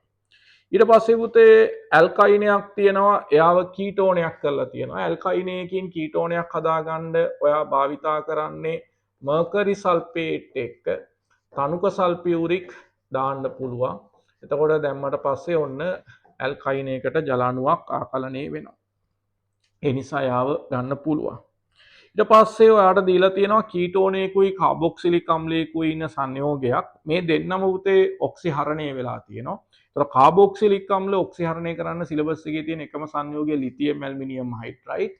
ලිතියම් ඇල්මිනියම් හයිඩ්‍රයිඩ් මගින් කීටෝනත් ඔක්සිහරණය වෙනවා. ඒ නිසා අපිට මේ J කියන සංයෝගයේ විදිහට තෝරගන්න වෙන්නේ ලිතියම් ඇල්මිනියම් හයිඩ්‍රයිඩ් ගන්න වෙනවා. ලිතියම් ඇල්මිනියම් හයිඩ්‍රයිඩ් ඒලා හරියන්නේ නැහැ. එයාව අංක 1 විදිහට සඳහන් කරලා අංක 2 විදිහට අනිවාර්යයෙන්ම ජලය දාන්න ඕන. ඒ කියන්නේ ජල විච්ඡේදනයක් කරන්න ඕන. එනිසා ඔන්න ඔය කියන උත්තරේ තමයි සම්පූර්ණ උත්තරේ විදිහට තෝරගන්නේ. ඒක අනිවාර්යෙන් මෙහෙම ලියවෙන්නම ඕන. හරි. K කියන එකේ වාට දීලා තියෙනවා ප්‍රාථමික ඇල්කොහොලයක්.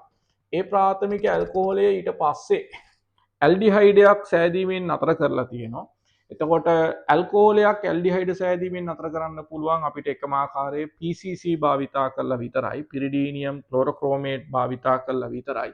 ඒ නිසා පුතේ K කියලා කියන්නේ එහෙනම් ඔයාට ගන්න පුළුවන් PCC කියලා. K කියන්නේ PCC වෙනවා. ඒක නිසා KP.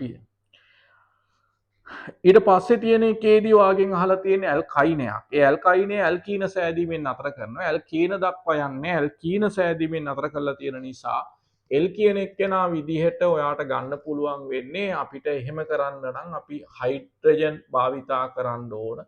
ඊට අමතරව පැලේඩියම් උත්ප්‍රේරකය භාවිතා කරන්න ඕන බේරියම් සල්ෆේට් කියන සංයෝගය සහ කියුනොලින් භාවිතා කරලා තමයි ඔය ප්‍රතික්‍රියාව අපි ඇල්කේනේ දක්වා යන එක අවසන් කරගන්නේ. ඒ නිසා උතරින් තමයි නතර වෙන්න ඕනේ. එතකොට M කියන සංයෝගය කාබොක්සිලික් අම්ලයක් අම්ල ක්ලෝරයිඩයක් කරගන්න ඕන. එතකොට කාබොක්සිලික් අම්ලයක් පුතේ අම්ල ක්ලෝරයිඩයක් කරගන්න නම් අපි ඒකට දාන්න ඕන එක්කෝ PCl3 දාන්න ඕන. එහෙම නැත්නම් PCl5 දාන්න ඕන. එතකොට ඔයාට පුළුවන් ඔය OH කාණ්ඩයේ වෙනුවට Cl එකක් සම්බන්ධ කරගන්න. ඊට පස්සේ N කියන එකේදී 8 වෙනි කොටසේදී කීටෝනයක් ඇල්කේනය බවට පත් කරලා තියෙනවා. කීටෝනයක් ඇල්කේනය බවට පත් කරගන්න නම් යාව ඔක්සිහරණය කරන්න ඕන. එතකොට අපි දන්නවා ක්ලෙමන්සන් ඔක්සිහරණයයි කරන්න ඕනේ. ඒ කියන්නේ සින්කෙජ්ජි අපිට සාන්ඩ් HCl කියන එක්කෙනාව භාවිතා කරන්න සිද්ධ වෙනවා. එතකොට සින්කෙජ්ජි සාන්ඩ් HCl දාලා අපිට පුළුවන් ඔන්න 8 වෙනි කොටසේදී මේ කීටෝනය ඔක්සිහරණය කරගන්න. හරි. 9 වෙනි එකේ අපෙන් අහලා තියෙනවා ඇමයිඩයක් දීලා තියෙනවා. ඒ ඇමයිඩේ ප්‍රාථමික ඇමීනයක් වෙලා තියෙනවා. ඒතර ඇමයිඩයක් ප්‍රාථමික ඇමීන සෑදීමෙන් අවසන් කරගන්න ඕන නම් ඇමයිඩ සම්බන්ධව ප්‍රතික්‍රියා දෙකයි අපිට ඒලොල් වල තියෙන්නේ. ඒ නිසා ඒකෙන් අපි ඇමයිඩයක් ඔක්සිහරණය කරගන්න භාවිතා කරන්නේ ලිතියම් ඇල්මිනියම් හයිඩ්‍රයිඩ්. ඒක නිසා ලිතියම් ඇල්මිනියම් හයිඩ්‍රයිඩ් භාවිතා කරනවා නම් එයාව අංක 1 විදිහටත් ඒකේ ජල විච්ඡේදනයේ අංක 2 විදිහටත් සඳහන් කරන්න ඕන ඔයා.